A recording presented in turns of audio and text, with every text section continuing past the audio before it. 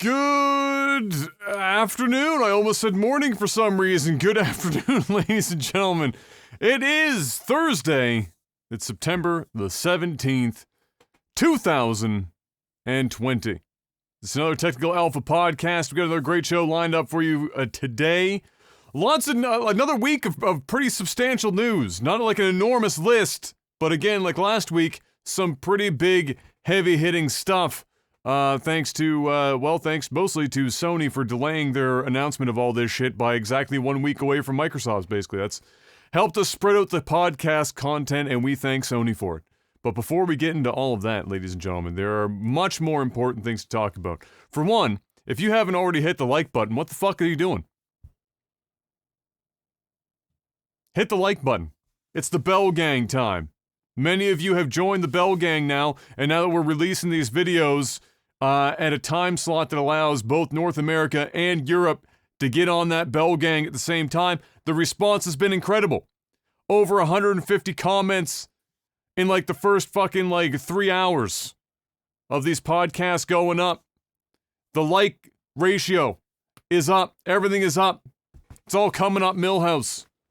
And we love you for it. Thank you so much for continuing to do that, guys. It does go a long way. And if we keep that going and going and going, eventually YouTube will crack and we will get like 5 more viewers. I believe we can make the magic happen. Next up on that order of business is the most important question of the entire week. Mr. Black, how was your week? Same old same, Adam. It's the same old same. Nothing crazy this week. Nothing same at all. Shit, different pile. Yeah, same old. Literally no spice to this week whatsoever. I mean, we got our bedroom set, so that's in. Yes, the other half of the fleece. Yep, that came in, and that's really about it. Did you talk to your ISP? Datbeard is asking the big questions. You forgot. I forgot. And you know what? You know what? Somebody reminded me on stream like 3 days ago, and I still didn't do it. It's okay. It will happen eventually. It will happen eventually. Don't worry.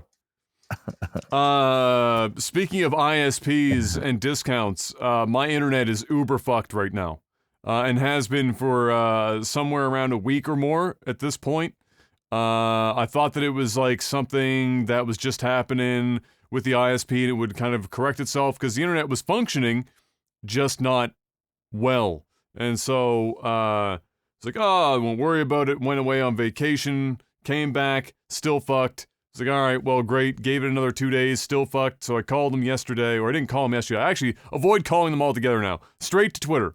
It's the only 2 people in the entire support team that know what the fuck they're doing are operating the Twitter account. Straight to Twitter. Told them. Literally 20, 30 minutes.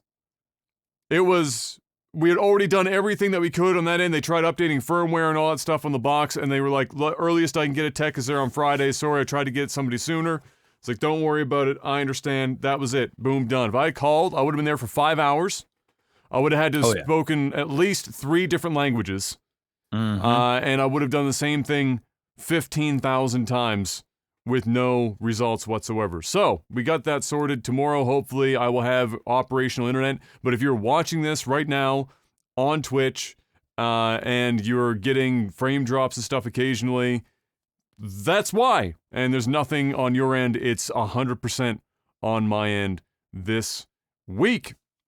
Other than that, I guess, as far as my week goes, it was good. I went on, like I just mentioned, a mini vacation, literally, 2 days of it is just basically driving for half the day, and then we 1 full day of vacation time. We went down to the family home, so Em got to see that for the first time. We get to go on 2 hikes that are really close by in the area, and just do some walking and stuff and relaxing on the 1 day that we were there for the full day. And then otherwise, just kind of enjoyed the weather, which we got really good weather, which was amazing. Thank God. Nice.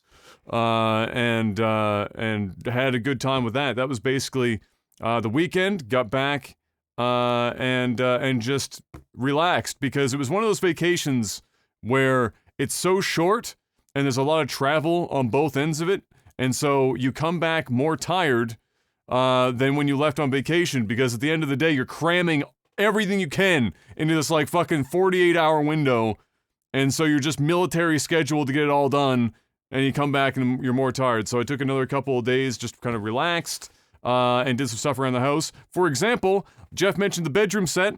So our bed had come, and it's completely fucked, like I had mentioned last week. Well, actually, I didn't mention this last week because it happened, I think, or did I? No, I saw it on Twitter, though. No, it was on Twitter because it was on Friday we got the mattress, so it wasn't last podcast. So, mattress was fucked. This mattress was rolled up and in its box for a year. It was literally marked September of 2019. And so it had been rolled up for a year, and there is no amount of time that memory foam, after having been rolled up for a year, is ever going to come back to its shape. Let's just say it couldn't remember its original shape. That shit had Alzheimer's. It was so old, bro. That shit, it definitely wasn't remembering much. That's for sure. So, thankfully, at least, so one side sloped off entirely from like the middle of the bed. Thankfully, M is light enough that it doesn't bother her so much. But if I lay on it, I will legitimately roll the fuck off the side of the bed. So, I called them up and I was like, I gotta be honest with you guys. The mattress had some, like the cover had some oil stains on it from the factory. Everything's fucked. This is a $2,500 mattress. Everything's like fucked up and everything. And they were like, they had already offered me $150 off for the cover because I'd contacted them, which I took, and they were sending out another cover.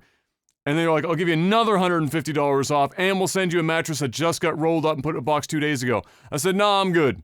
I don't really feel like playing this game of charades, this musical beds. So I'm just gonna bite the bullet and go local. And that's what I did. Called up Sleep Country, and I got mine. Just like when I go buy shoes, Jeff, I walk into the store, I say, do you have my size? I don't even bother looking at mattresses or shoes. I just walk into the shoe store and I say, do you have a size 15 4E? And most of the time they say, fuck no, and I turn around and I leave the store. Thankfully, I walked in and I said, hey, do you have any California Kings? He says, one of our manufacturers makes them. Great! Who? Simmons. Fuck! So it was a $4,500 mattress that thankfully was on sale, and so to the door, I think it was like $3,000 or some shit like that. And so it's not too bad. Basically that's coming in almost like a month pretty much, because they have to order that. If it's a regular King, they have that shit stocked, but California has to be ordered in. So I'll get that in October sometime, and then I look forward to just sleeping. Yes. Would be phenomenal. And that's been my week, other than the internet issues. So let's move on from that and talk about some games, shall we? Oh! Mr. Black, last week. Yeah. Podcast was happening. Ubisoft was having some sort of like video event thing, some live stream. I don't know what they're calling it. The Ubisoft Forward or whatever the hell they're going. I don't know, the Misogynists Anonymous, whatever the Ubisoft is calling it these days. They had their little event, and we have some little highlights here, and I really took the highlights, because honestly, it wasn't anything to write home about. People got most excited and or divisive about Prince of Persia getting a remake, the original Prince of Persia, that is. It didn't look visually particularly impressive, but people were still excited anyway because Prince of Persia is a popular series and people were kind of excited to see something like that. Other than that, I think the highlight of the entire thing was Riders Republic, which, remember Steep, that like extreme winter sports game that was like the skiing and stuff, and then everyone, the trailer loved it because the guy. What was that for? It was that for on PlayStation? It was PC and all over the place. Okay. But like I think it was like Xbox, PlayStation, and PC, I think. But everyone remembered it because of the trailer where the guy's going down off the ramp on the ski hill and then he hits a bell in like a fucking church tower. And everyone was like, I'm sold, I want to play this game. So it's that team expanding on Steep, which apparently, according to people who are part of the Steep community, this is what they wanted. They wanted an expansion of just going downhill with like skis and snowboards and stuff. They opened that shit up wide. So in this game, it's called Riders Republic. They basically took Steep, added bikes, Squirrel Okay. suits, you know what I mean by squirrel suits, which it might have been in the original Steep anyway, in some degree. And other things too, the skiing and the snowboarding. And then took Forza Horizon, which apparently this is now like this. I feel like this is like the third time we've made this comparison. So it's a popular visual and popular kind of feeling that game developers are using right now. It's like Forza Horizon, and they take Tony Hawk's Remake almost, and slam those together, and extreme sports on the hill, and that's what you get. There is a trailer. It's like 5 minutes long. Yeah, I mean, I'm not gonna lie to you, it looked kind of fun. There's nothing else like it, really, on the market. There wasn't with Steep, and there continues to not really be anything super noteworthy on the market to meet any of the endless niches that they have going on with this. So that was probably, for me, from what I saw, the highlight of the entire event. Otherwise, they announced a Splinter Cell game, which would have been a highlight for me if it wasn't for the fact that it is a VR Splinter Cell game. And so, rip my hopes and dreams. And my last note that I have here on the podcast list is Ubisoft is still under, and this is because this is like several different news things. I just didn't feel like talking about it all. Ubisoft is still under a lot of fire for being a shitty company in general. Sounds about right. Whether it's, sexual related stuff in the workplace or just employment related issues, overwork, the whole 9 yards, you name it, they got it. I think Yves Guillemot did a forward at the beginning or something, like a little video. He's like the CEO before this little event, and like talked about some of the stuff there.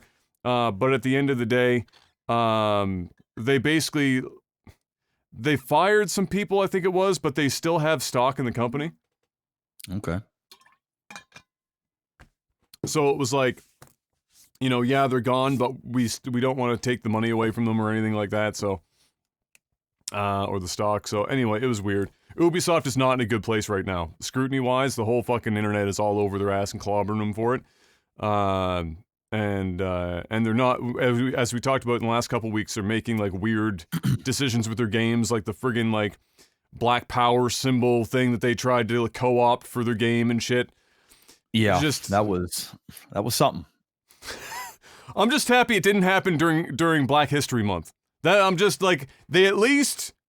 I mean, let's be real. I think black right now is more prevalent than Black History Month. True. At yeah. this Sit point. tight 1 sec. I think it probably would have been less blowback if it was just during Black History Month and all of this stuff didn't happen.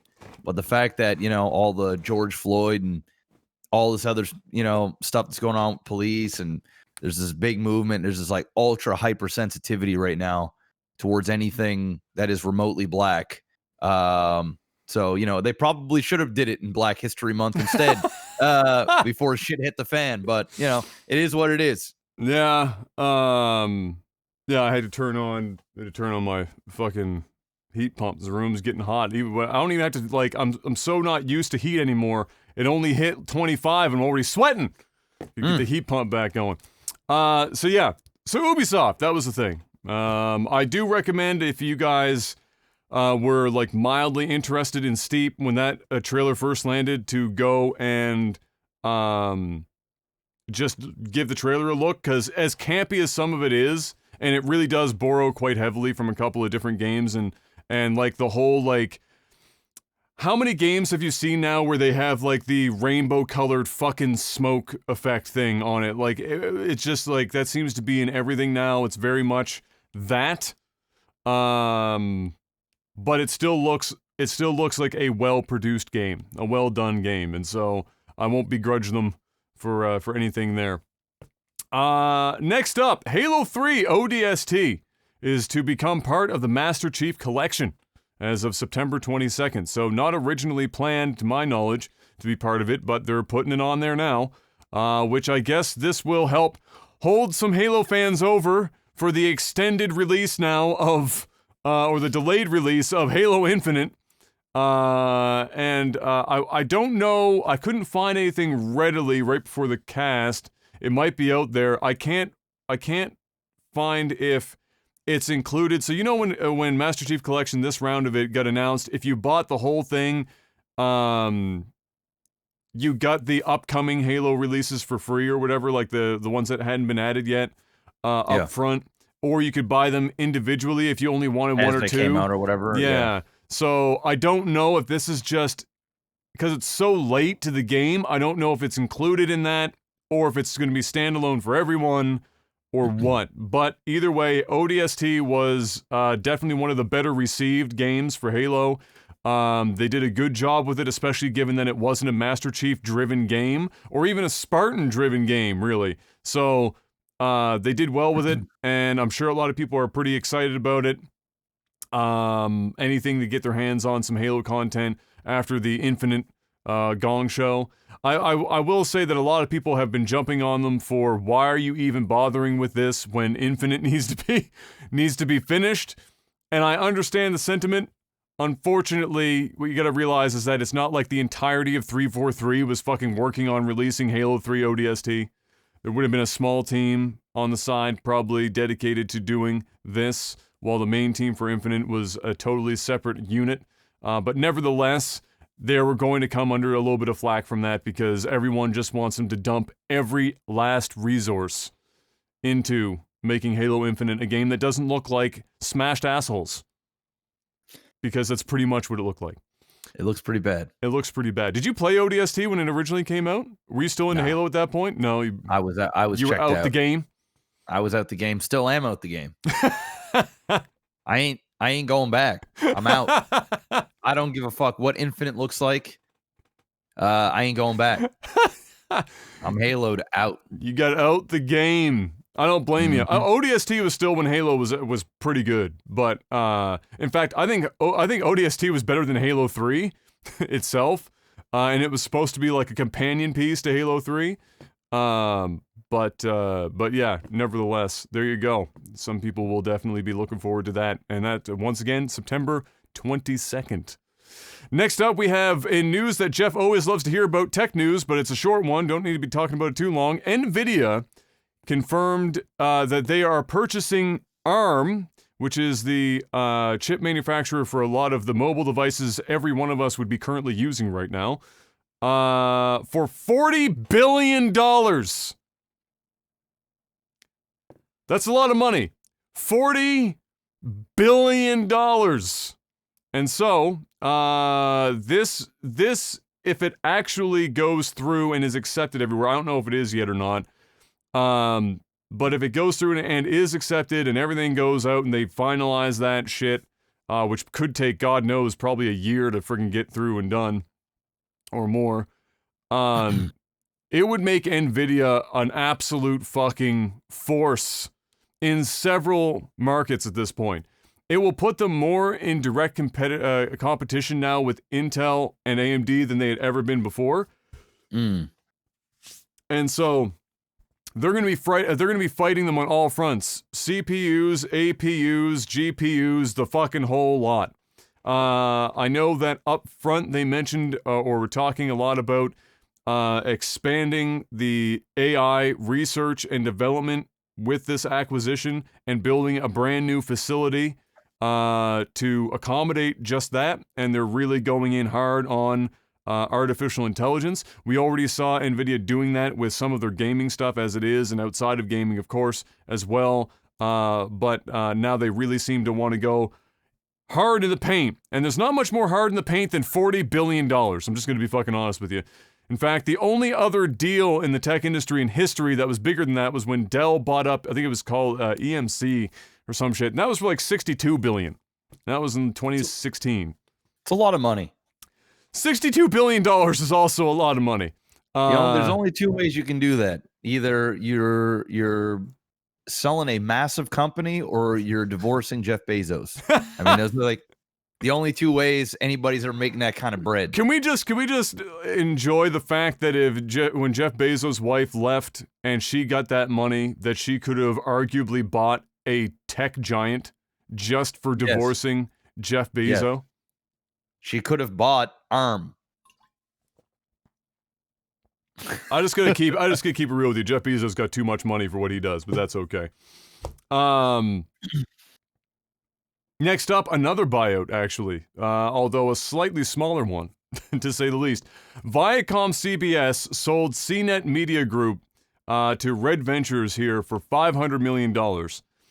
This is interesting insofar as that, I mean, $500 million is still not a small amount of money, but this deal includes GameSpot, Giant Bomb, and Metacritic. Obviously, there are others involved there, but those are three that would be pertinent to our community anyway.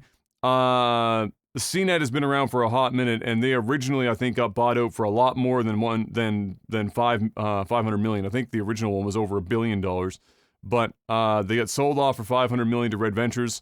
Red Ventures seems like, from what I've read, they're interested in really focusing on technology and video games, as they see that as a increasing market for content that these websites provide. And it seems like Viacom CBS just doesn't want to be the one to have to deal with it, so they're handing it off for somebody else to do. Up to this point, I have not seen anything, and nobody really knows anything about whether or not this buyout is going to include layoffs.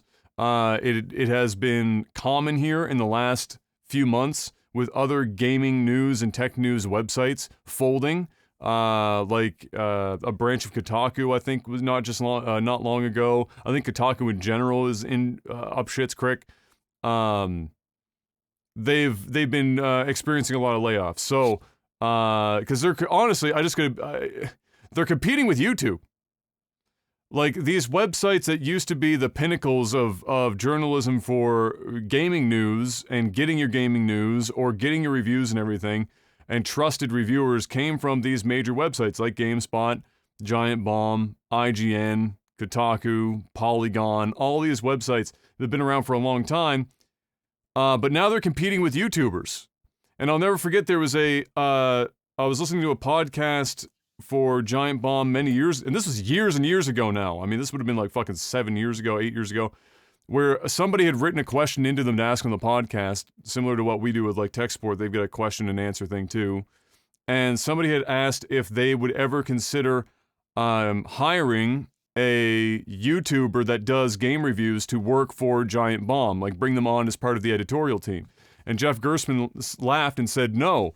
And he said, but not for the reason that you would think. It's not that they're not talented. It's not that they can't do it. In fact, many of them are quite good. The problem is, what is their incentive to fucking come over here? We're going to pay them 50 to 60, it was 40 to 60 or something $1,000 on a high end. And a lot of these YouTube, because we're working for a company above us, and a lot of these YouTubers are making orders of magnitude more than that on their own. They're their own boss, and they're doing it on their own. And they have viewerships that are as big, or in some instances, bigger than ours, because that's where media seem to have shifted over time, is away from these websites like GameSpot and Giant Bomb for reviews and onto people doing like YouTube content or even live streaming stuff like Twitch, which wasn't around really that strongly at the time of this question, but nevertheless. Well, why wouldn't Giant Bomb go on YouTube? Well, they are. They're on YouTube, but they're not. But they don't. Like, they work for a parent company, right? So they're operating in the confines of that. When they were first starting Giant Bomb and they were truly on their own, and they hadn't like moved into the CNET family and whatnot, which was ironic because it was the family that owned GameSpot, which is who fired these guys or who they left in the first place, and now they were back in the same fucking parent company all over again. They focused almost entirely on video content because they knew that's what people were interested in. And that's still mostly what they're doing now. But they're also a bunch of 45 and 50-year-old men, and as much content as they do put up on YouTube, they have their own on the website subscription service to subscribe to the website that's quite popular still, that they're just doing loads of content there. They still live stream, they do all that stuff on their website, but they do have and host content on YouTube, but they haven't targeted it as such. I don't know why they wouldn't. I don't know if that's because the upper management is just wanting them to keep everything, all the revenue, everything on their site and not try and diversify or use YouTube as a monetization strategy, because they really don't target it that strongly, nor do they target Twitch. But none of those sites do it. All of them are kind of in their own little ecosystem. That might change now with this company buying out CNET.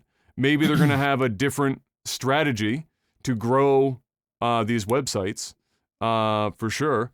But yeah, they're competing. I mean, they're competing with big names. I mean, before Total Biscuit passed, he was one of them. He's fucking huge. Jim Sterling does enormous money per month doing the Jimquisition stuff. Angry Joe, another one. He's basically living in a house with fucking 3 other dudes or some shit, and all they do is sit around with Sennheiser headsets on all day and talk about video games, and then they fucking clip whatever works, throw it up on YouTube, and just constantly churn out content on YouTube. You know, it's a different market, and it's not a big market to begin with, honestly, in comparison to what people seem to think it is. And people don't really buy games based on reviews as much as people think they do. It's a very specific corner of the market. So it's an interesting buy. $500 million is a fair chunk of money. It's interesting to see Metacritic and GameSpot and Giant Bomb all caught up in that same buyout. And I'll be very interested to see what their strategy is with these websites. What are they going to do? Are they going to close some down? Are they going to fucking restructure them? Because most of them do. But like for you don't, for example, you're not in the market of looking at reviews really for games very much before you go and buy a game, right? No, I mean, I'm more of a movie guy, right? So it's just sort of flipped around. I watch all the movie reviews or so you at least, but reviews. So it's similar. So you for movies, that's your thing. Yeah. It's pretty much identical. Yeah. Somebody's opinion on a video game or opinion on a movie is they're doing the same. It's actually the same content. In fact, a lot of the movie reviewers that I watch also occasionally review video games. They're not, a lot of them aren't diehard gamers, so they'll review the big popular ones, not only to get the clicks, but it's probably they're casual gamers, so it fits their motive. You know, a guy like you're going to play more obscure stuff, and same with like, you know, game reviewers, or, you know, they're gamers first, right? So there's this different thing. But yeah, and all of there are people that have their own websites, but most of the ones that have websites, almost all of them that I watch, all their content is also on YouTube. So it's kind of like your website where, you know, you can click on the review, the video. The website's mostly there for Google search engine purposes. That's it. That's literally the show. Yeah. Or for write-ups, like physical, like if people don't want to watch video and there's a write-up, then people can go and read, because some people just like reading. It's not the majority, but it does exist. So yeah, it's interesting why they don't have their own YouTube channels and why they do that. My guess would be is they're probably trying to, and kind of like the movie business, where it's not necessarily the reviewers, kind of like, you know, the actual reviewers, say at Giant Bomb or wherever. It's probably not their decision. It's the people up top. And the reason why they don't want it a lot of the times in the movie business is they want to be above YouTube. Now, they might not get the views of YouTube, maybe not even a tenth of the viewership that YouTube gets and what the YouTube reviewers get. But what they have in the movie business is more of a prestige. They want the fine dining experience of movie reviews. It's more of, hey, we're not just some Joes with a camera in our bedroom. You know, we're real professionals that go to, you know, and get invited to. We're professional movie watchers. But that's the type of stink, right? Yeah, that's what they want. Yeah, that's what they're going for, and that's, you know, and a lot of them, the parent companies are trying to be looked at as premium, high quality, luxurious type content, and not, hey, anybody can throw this on and give an opinion. There's a time and place for it, kind of like, you know, YouTube is the McDonald's, you know, of the video eating world or consuming world. And these other side companies that have their own websites are, you know, the fine dining. And, you know, you want to come in, take your time, read a little, enjoy your stay here. Check out our other, you're following certain people that write in a certain way. And and in YouTube, it's instant gratification, flash, flash, flash, finish one review. Don't even finish it. Skip to the end, look at the rating, and then go over to the side and click on another review. Skip to the end. What did he give it? Oh, an 8 out of 10. All right, good. Skip. It's just it. different type. That's it. That's what it is. That's pretty much it. It's which is also why I have the website and why I offer my reviews in like every format possible, because there are people that want to go to YouTube, skip fucking literally everything, see a number, fuck off, next video, see a number, aggregate that score, call it a day. Some people will watch the whole thing because they want to see gameplay. Some people just want to read it because they enjoy reading. Some people want to listen to the shit when they're on their way to fucking work in the morning. There's, everyone wants to digest their content differently. And for those websites, for sure, it's like the fucking caviar of reviews, even though many of them are like, caviar you'd buy at the dollar store. It's like the fakest ass caviar. Gas station sushi. Yeah. It's like, bro, you're not fooling me, man. This, and we're not saying that you can't get really high quality stuff on YouTube. There's tons of it. Oh my God, there's so much like really good stuff on YouTube. Yeah. In fact, I would argue, in my opinion, it's better. The best stuff is on YouTube. It is, because 100%. They don't have those constraints. Yeah. They don't have daddy upstairs saying you can't say this, or this person gives a lot of money to this company, or they invite us to a lot of things. Make sure you're really nice. So you get more genuine stuff on YouTube. But yeah, there's so much of it that it kind of does dumb it down and water it down a little bit and muddy the waters. But if you find the right people on YouTube, like, you get some really high quality stuff. And hopefully they get, I'm sure there's tons of great reviewers and writers that would shine tremendously on YouTube, but they're getting paid. They're, probably a good reviewer and they're stuff. Getting benefits. They're getting 80K, 100K a year. They're the star of the show over there. They got their benefits. Everything is good. They probably are like, whatever. Maybe when my time is done here, I'll go do my own thing. And hopefully I've gathered enough fans that they'll watch me and do my own thing. But as of right now, I'm living good over here on this barren website, or this website that does well. And I'm fine with that. Yeah, that describes, at the very least, I don't know where GameSpot is in terms of their editorial staff. Their turnover is certainly a lot higher than let's say Giant Bomb's. Giant Bomb's had like the same fucking group of guys mostly for the majority of it, with a few exceptions. And all of the guys that have worked in some of these places that are really good, and you can tell they've gone on to do their own projects outside of it, and they've all done very well. So it's, they'd be fine one way or the other. But it's true, when you get into a situation like that, if you're doing writing even for video games, I mean, there are video game writers that are doing 80, 90K.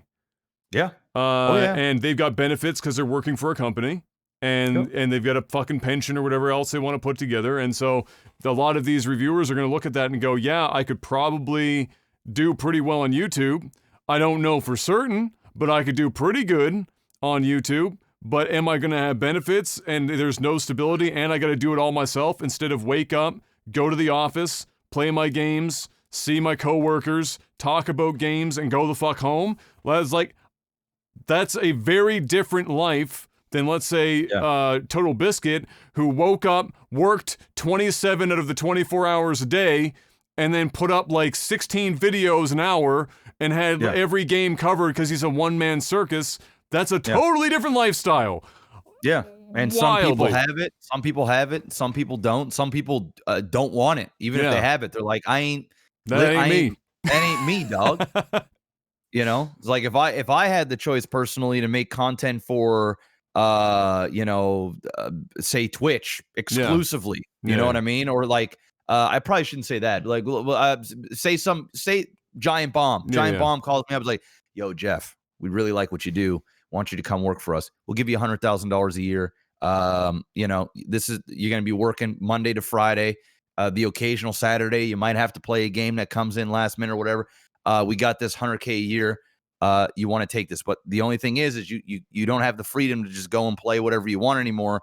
We gonna need you to, be dedicated to us. This is what you do. I'm gonna say no to that every single time, because I know I'm more valuable elsewhere, and I'm just more ambitious than that. And I just want to have my own freedom. Just being able to do what you want to do. Some people just, even if the money wasn't as good, even if the money was less, some people just want to be free. They just want to do what they want to do. No, money isn't the only incentive. No, that's the thing. It's not the only incentive. But we'll see. I'm very interested in how that goes, because I got to be honest with you. Before Giant Bomb went back in and was owned by that group, they did some of their best stuff because they didn't have to answer to anyone. Yeah, they probably weren't making the money. They were in a basement in like the fucking middle of nowhere in California, but the content that they produced and the their demeanor was just fucking different for sure. And because ultimately you're not working for somebody in the back of your mind, right? It's a different thing. Yep. It's a very different environment. So we'll see. I wish them all the best. Hopefully this means no business or job losses like it has in the past, because there's a lot of really good people. It probably will. Most acquisitions always come, like, with I shouldn't say cuts. always, but a lot of the times there's some heavy cuts. Yeah. Some heavy cuts, because once the new owners take a look at the books and they realize, whoa, this bit of money over here, these 10 people, these 50 people we have on payroll over here, what do they do? Or if we are moving these guys over to YouTube, we don't need all of these people anymore. Yeah. And it circles back to around with, this is the risk that you take in any industry when you don't want to be your own boss, when you don't want to be your own man or woman, and go out and get it. The guys that you named before, the Angry Joes and whoever else, they don't have to worry about somebody coming along and buying up YouTube and completely axing all of game reviewers on they there. Mostly just have to worry about YouTube's ad policy every 3 months. Of course, we all do. But I mean, we're basically conditioned now as content creators that if you're the good ones and you're the hard workers, you're gonna find a way. You're gonna adapt. Of course. You're gonna figure it out, right? But so we'll see what happens. We'll see what happens. Big buy though. Yeah. Speaking of advertisements, Twitch right now has in the last couple of days implemented what I'm going to personally describe. I won't speak for Jeff, but what I'm going to personally describe is fucking stupid. And arguably, as I said in a tweet, literally, I would expect this of a company in the streaming industry that would be doing this if they were on the verge of bankruptcy, knew they were going to bow out, and needed to milk every last fucking cent out of the shit before they dipped. That's the kind of move this is. Twitch has decided that because the whole idea of pre-roll ads and people running ads on their own time in order to not have pre-roll ads, because everyone complained that pre-roll ads are a problem when it comes to bounce rates with new viewers entering your stream, because they are. Twitch said, all right, well, we're not getting enough ads, so fuck all of you guys. We're going to run mid-stream ads. We're testing it right now with people, but they're mid-rolls. You don't get to opt in. You don't get to opt out. There's not really any major way of avoiding this shit. You're not going to get to choose when the fucking ads show up. It's just going to fucking happen. And which everyone said, excuse me? And in the same day, Facebook announced that they have a massive spend or solution in which people will be able to, I would say, live stream on Facebook. Not that this would ever get me to streaming there, but it's just funny to happen in the same day. Facebook coming up with a solution for licensed music. So on one side, you've got a company coming up with solutions, and on the other side, well, there's Twitch. And Twitch doing what Twitch does best, which is miss all of their shots like a fucking stormtrooper, 24 hours a day, 7 days a week. I have a question for you, Jeff. When's the last time Twitch has taken a shot and hit? When they introduced Twitch Primes. Oh, okay. So like half a decade ago. It was like 4 years ago, I think. Something like that. 4 years ago? I don't know how long it's been now. 3 years? It was just after they got bought out by Amazon, basically. Yeah. Which was Yeah. what, 20? I think it was like 2015 or 2016 that happened. 2016, I think, maybe. Yeah. It's been a hot minute. 4 years ago. And 4 they years ago. basically struck out like a champion at every corner, whether it's the Black History Month or the more recently the Latino History Month or whatever they were doing, where they put out basically the same thing, and then they decided to do like flavored emotes, which included the classic universal Latino items like maracas and sombreros and tacos. So Twitch, in all of their wisdom, decided that mid-roll ads on a live streaming service was a good idea. And you can't even make this shit. Obviously, it got memed into the ground in the first 24 hours about people doing like speed runs and just about finishing world record pace, and all of a sudden pre-roll or fucking mid-roll ad, or like somebody who was discussing why they think mid-roll ads were not a good idea and just about to get to their explanation, and then a mid-roll ad, amongst other things. And then I can't even fucking joke. You can't make this shit up. It writes itself, because truth is stranger than fiction. In Sony's conference that they had yesterday on Twitch, where there's 400,000 or some plus people watching this thing, for some people, as there was I think it was Harry Potter was rolling. I retweeted this earlier. Harry Potter's trailer was rolling, and it's right in the middle of it. Fucking mid-roll ad. Slam! Have you heard about The Boys Season 2 for the 450,000th time? No? Well, here you go. It's The Boys Season 2. Twitch Prime Video. It's a good show. It's a good show. And you just can't make that shit up. And I want to tell you right now, I bet you if you went to fucking Sony or you went to the developer for the game, and you're gonna go, oh, by the way, we rolled some fucking mid-rolls right in the middle of your shit. Dude, what would be funny is if it was Sony and there was an Xbox commercial that just got mid-rolled in the middle of their conference.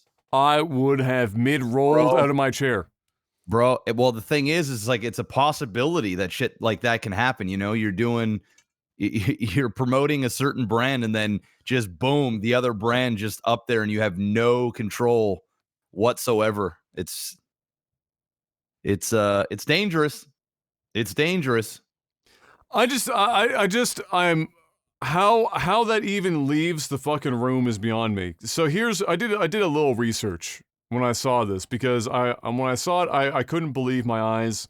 And then I remembered what year it was and what company I was talking about, because, you know, I gotta be honest, as much as Twitch has done for me, like I said this many times ago on the podcast, pretty much everyone that did anything for me at Twitch, and the Twitch that I identify with originally is long fucking gone, and the Twitch that has been in place now for the last 5 years has done pretty much nothing for anyone, and has fucked up everything every step of the way that I can think of, with very limited fucking selections.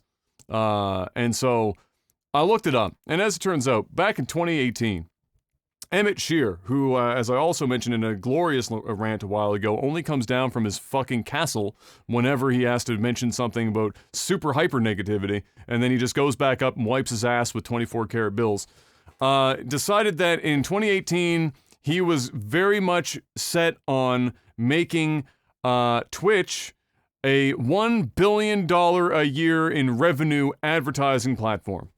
So that just the ad revenue alone, he wanted to get Twitch to $1 billion in revenue. And they had a little bit of a roadmap there, much like Star Citizen, that was a roadmap for roadmap for roadmap. And in 2019, where they were expecting somewhere between 500 and 600 million, they hit 300 million in advertising revenue in 2019. And the overall revenue on Twitch was, I think, this is not exact, but it's pretty fucking close. I want to say 5.7 or 5.4 billion, somewhere in there. YouTube Gaming in the same calendar year pulled down, I think, 1.4 something, 1.41, 1.42. It was almost the exact same revenue. And here's the deal. Here's the dealio. YouTube did the same amount of revenue, or almost the same amount of revenue as Twitch, with less viewers and less content creators.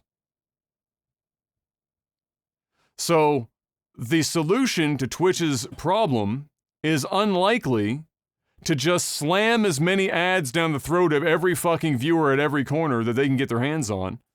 And there's something else going on there. Either A, they're advertising, they're ad buyers who are going to agencies or doing the deals to get the CPM rates and the actual ad buys for the literally 3 fucking ads you see on this website at any given time. 3 if you're lucky. Usually it's 1 or 2. Are doing a bad job of securing better rates and not pitching Twitch well enough. Or B, they haven't put it together yet that Twitch as a platform does not have the same culture that YouTube does for ads, as YouTube was a not live platform before it became a partially live platform. And so the community of YouTube has a tendency to be less ad averse and used to ads than Twitch's does. And so you're in an environment where you need to find more unique and likely gamified and custom revenue stream opportunities than to just rely on slamming ads down the throats of everyone. Because the bounce rate for people that are coming into a stream or getting nailed with an ad on Twitch is somewhere in the neighborhood of 30%. That's an enormous percentage. And if you're talking about somebody who's already got 10,000 plus fucking viewers or 1,000 plus viewers, something in that neighborhood, that's already a pretty big number, but they can come back because their numbers are high enough to sustain it within the browse page. But if you're getting into the vast majority of the website, and I mean the 95+% of the entire website, of the 40,000 partners that Twitch currently has, that fucks them all royally. There's a reason why people out of contract for partnerships with esports companies or otherwise, where they're forced to run ads as part of their contract, don't run ads. This is not new news why people don't run ads. It's not because necessarily people just hate ads, but it's the nature of the business and the environment in which the content is being provided. That's the reality of the situation. Twitch is currently and has been for quite some time being run by a bunch of people with no good ideas for monetization. They don't know how to monetize this website. They don't know how to utilize and leverage their top fucking talent. For God's sake, they're literally at the point where they're just clawing back Ninja after getting into a verbal argument and fucking on his channel in like the last calendar year.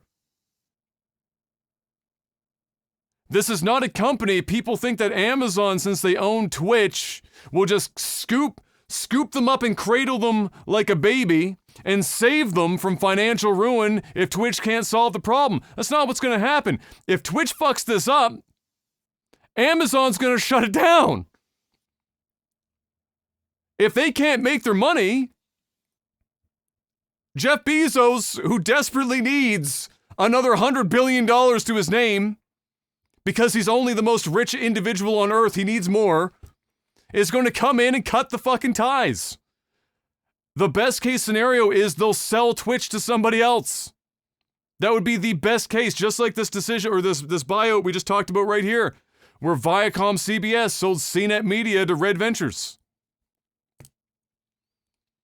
And so if Twitch is I promise you, if Twitch is at a spot right now where Twitch is pushing mid-roll ads, I might shit on Twitch a lot, but they're not that stupid.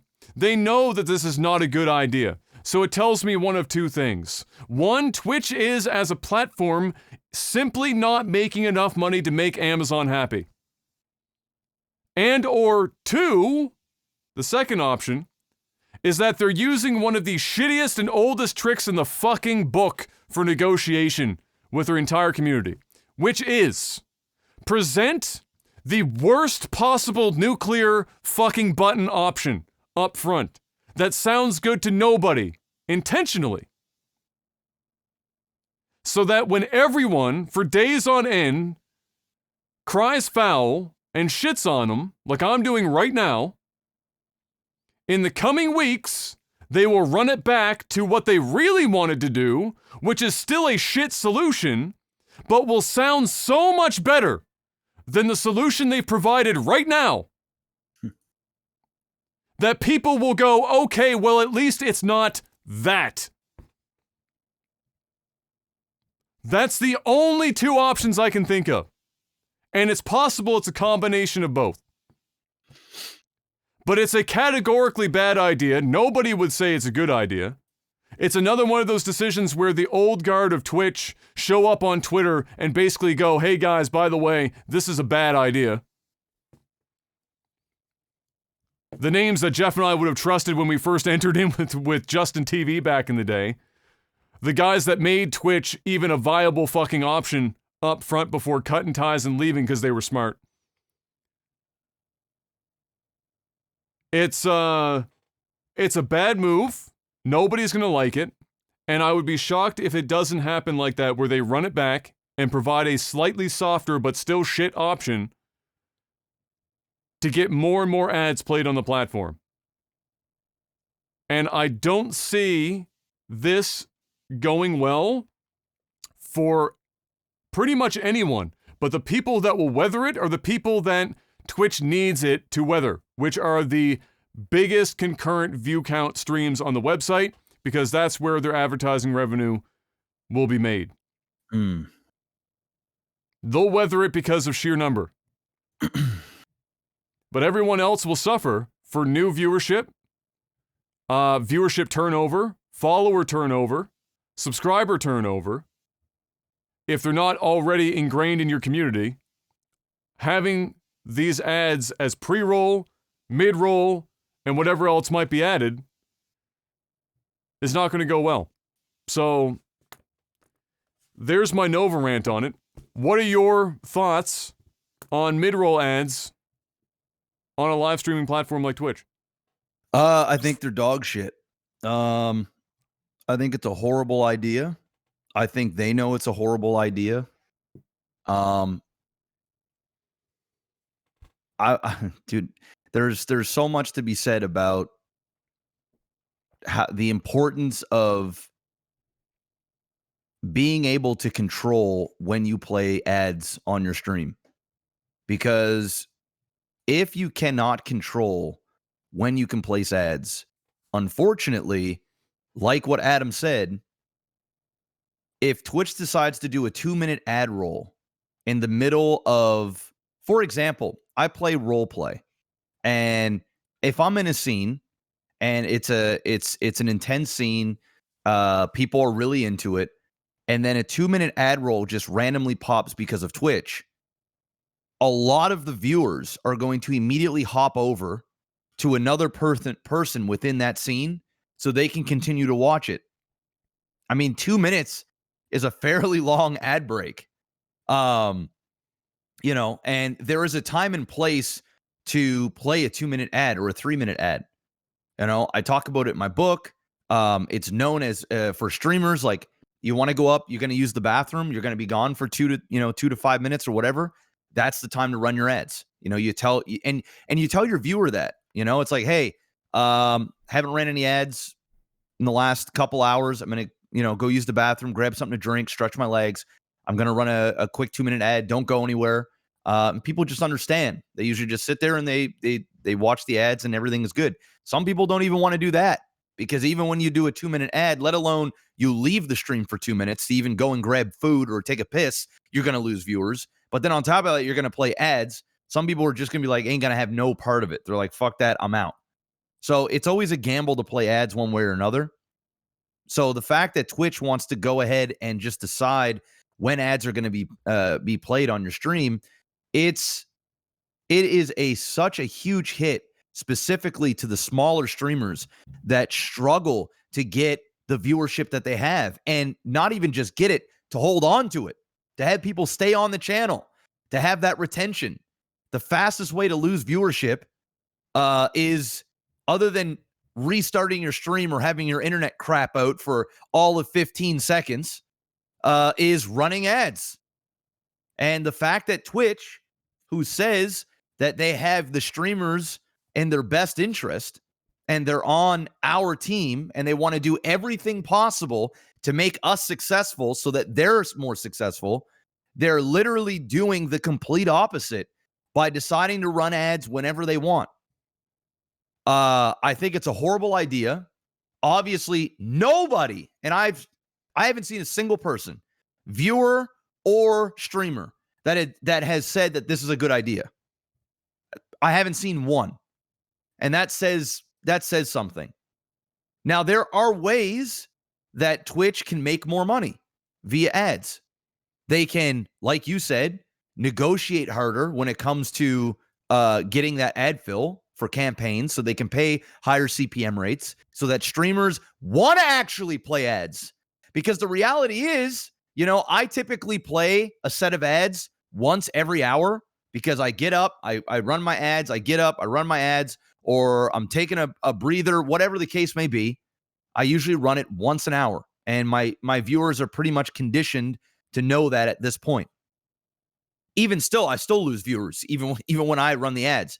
But even when I'm running ads once an hour during the run of a day, I'm not making much money. Like, I go and look at my ad revenue, and it's like, sometimes I ask myself, is it even worth it to run these ads? So if you want your streamers to run more ads, pay them more for when they actually run the ads, instead of just in October, November, December during holiday season when ad fill is at its all-time high.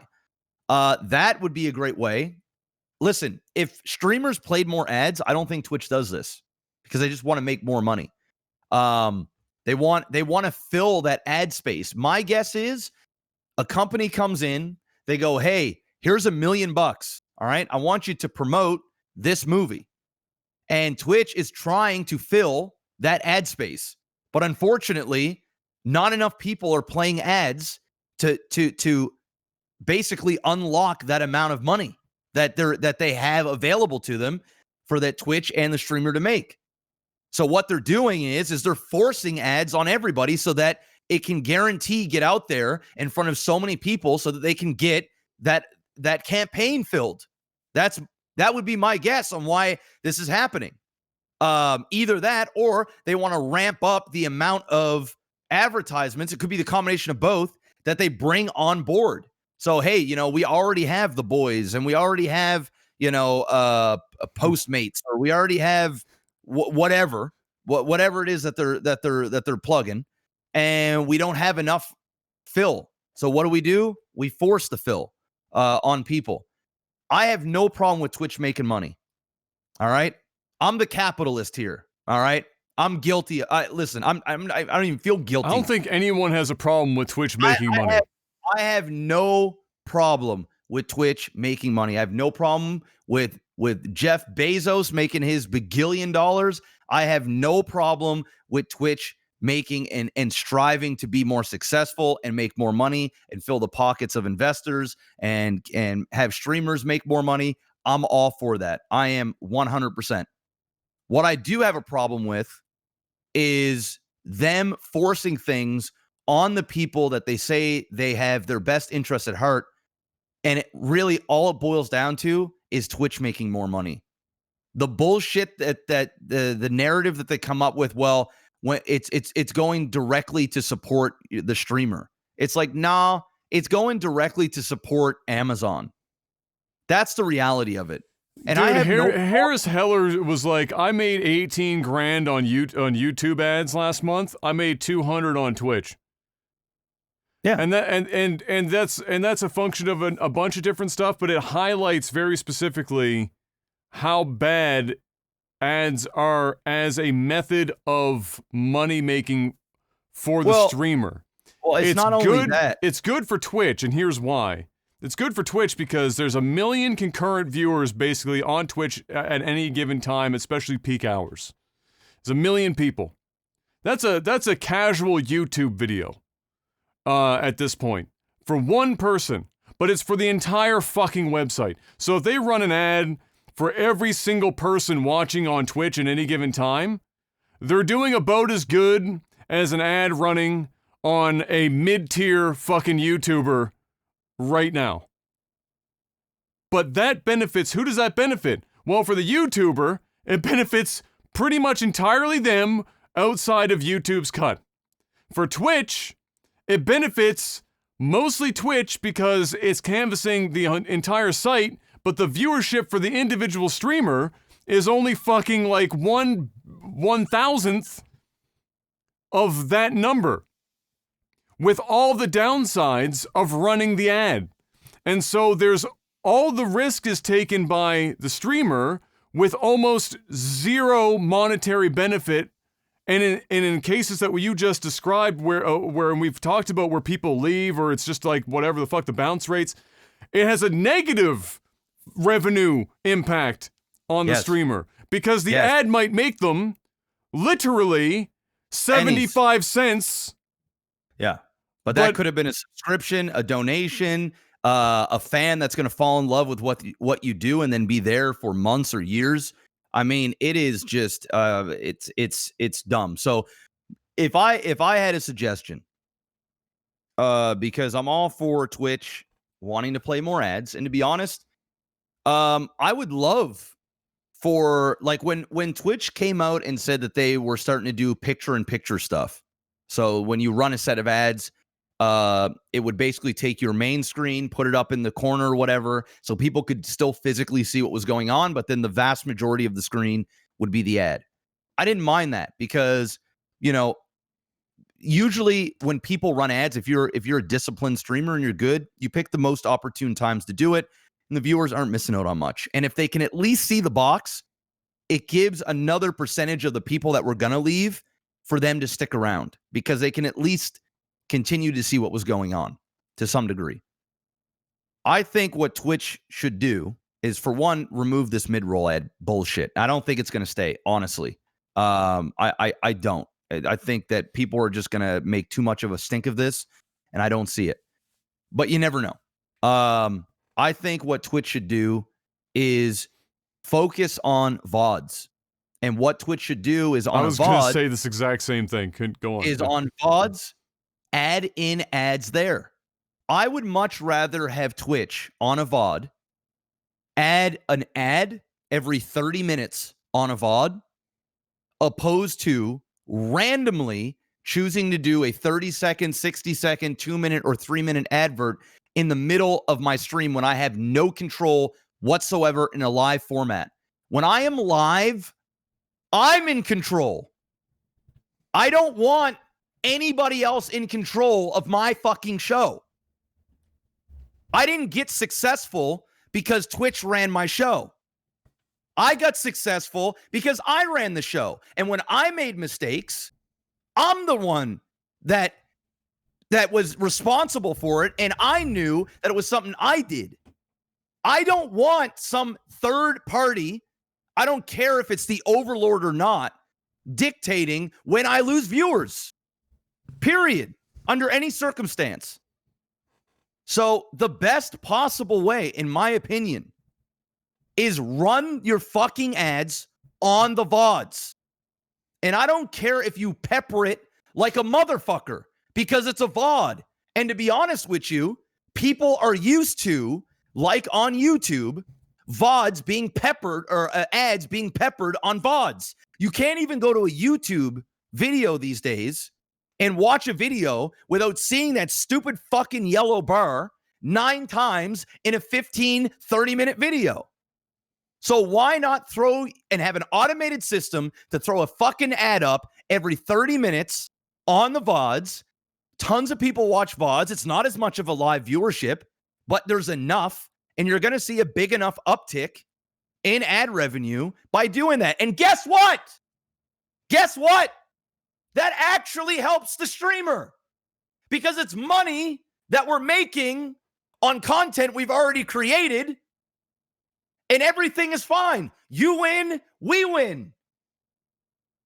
And viewers already know it's a VODed content. You're not missing out on anything. When the stream is going and an ad plays and you come back, you've missed that content.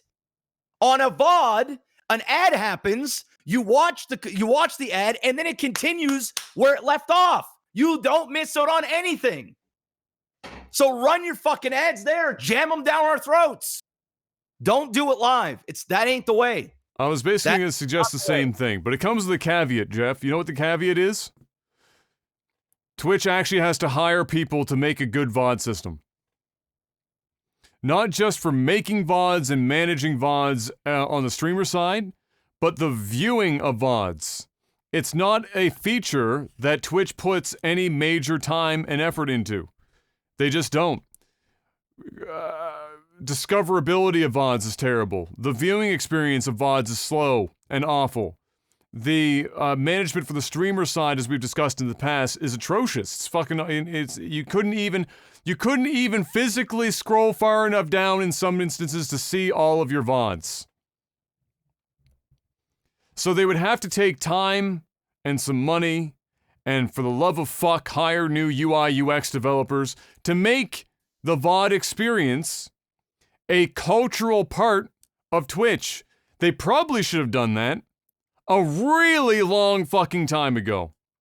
But they never wanted to do it, probably because they were thinking in the back of their minds, to some degree, I'm sure, that if we push this too much, the amount of video storage we're going to have to do is going to get even higher, and it's going to get even more costly, and I guess they couldn't figure out how they were going to monetize it to compensate for it. But I agree with you, and it's the reason why ads work on YouTube is because it starts up right where it left off. You're not missing anything. It's a pre-recorded fucking video. It's not live content.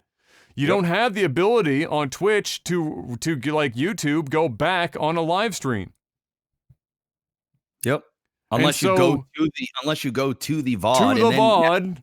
Yeah, and then look back and find your place, and assuming that Twitch updated it that quickly, and then you got to go back to the live content, and you've missed out on whatever it is that it's a gong show, bro. Yeah. So I agree. VODs would be a good place to do ads. You know what I still wouldn't love, but at least would make more sense? Utilize the sides of the video screen for ads.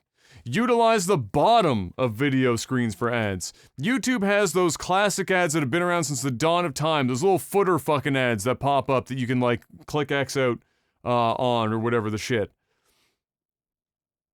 Utilize those for the live stream environment because they're not obtrusive. They don't ruin your ability to see shit nearly as much. You stick it on the side of the video, the top of the video, the bottom of the video, wherever the fuck around, but you do not make, and I'm sorry, when they fucking like put your stream up over chat, it's like a fucking like 80 by 80 pixel fucking screen. You can't see shit. God help you if they're playing anything that isn't a first person shooter, because you can't discern what the fuck is going on, and it's muted. So like you're just, it's there to say that it's not completely gone, and that's about the only reason it's fucking there. They use that format for wrestling on TV. Nobody fucking likes it. And at least on a TV, you can still see the wrestling match on the fucking tiny square because it's a 60-inch television. But if you're talking about people watching on a mobile phone or like a fucking computer, bro, you ain't seeing shit. You can fucking barely make out what's going on in that square. So they need to make better use of that and get away from the bullshit, because it is complete bullshit.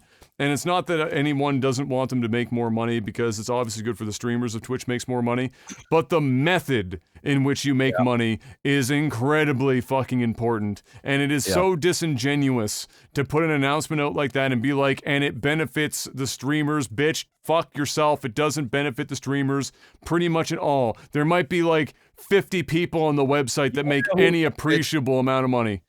Listen, you want to know what streamers it benefits? The 0.01 percenters. That's it. And even they are like, it ain't touching them. I'm just gonna be 150,000 honest. As much as I want to say that this is just fucking awful right across the board for everybody, which it is for 99.99%, the 0.1%, the Uber streamers, it fills their pockets with money, and they I don't give a fuck what anybody says. They aren't in the slightest hurt by this, in the slightest, because the reality is they are the massive snowball that is rolling down the mountain and picking up, just gathering and getting bigger and bigger and bigger and bigger. And even if somebody leaves the stream during the ads, they're going to come right back. It's just that simple. And the only other people really they're going to be bouncing between are the other big guys or gals on the platform. But I will tell you this, just because it's making more money for those streamers doesn't mean they want it. Because to them, it's an inconvenience. Like I said, they're not in control and they don't want it either from what I'm seeing. They think it's fucking stupid. I haven't stupid. seen a single big streamer go, yes, this is it. Every one of them have said... I mean, come on. Even if they knew that they were going to make an extra $50K a month from getting ads from this... It wouldn't be $50K. They're not going to, bro. Some of these streamers have got 40, 50,000 viewers, and you run one ad, hundreds, if not thousands of dollars per ad break. That's just facts. That's just straight facts. I'm not. I mean, it's joking. It's like the CPM rate on Twitch is like 350. I don't know what it is. It all depends. But dude, I know of streamers that are making easy 5 figures a month in ad revenue. Yeah, that's them doing like concentrated, like back to back ads once an hour, 8-hour stream, not like pre-roll. No, it's not. My ad fill for me, I'll just be fucking straight up honest with you. Just one sec.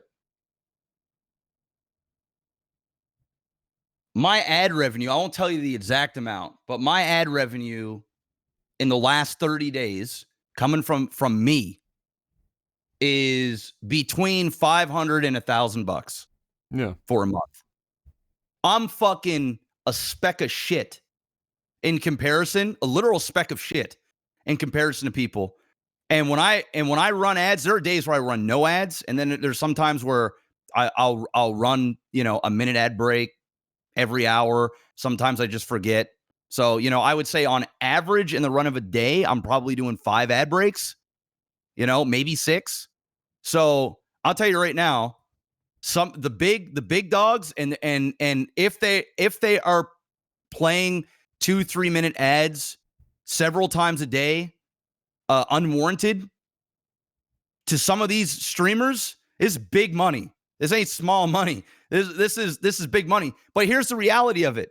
Them making an extra 10 grand or 50 grand or whatever it is, it's a drop in the bucket for them because they make infinitely more than the average player. So for them to make an extra, say 10 grand, 25 grand, 50 grand, they don't give a fuck. They play a game for 4 hours and make 50 grand. So, it all bounces out. And of course, no streamer, even if they were like, yeah, I'm making more money, they're not going to come out publicly and say that. I mean, they're just looking to get absolutely fucking slaughtered by every single person known to man. Like, you're not going to be that guy, even if you're like, hell yeah, bro. Ever since this new Twitch thing came with the mid-rolls, man, woo, that's another, that's another Tesla every month in my bank account. They're not going to come out and say that shit. Come on now. But the reality is the only ones that are really going to benefit any considerable amount of money are the big dogs.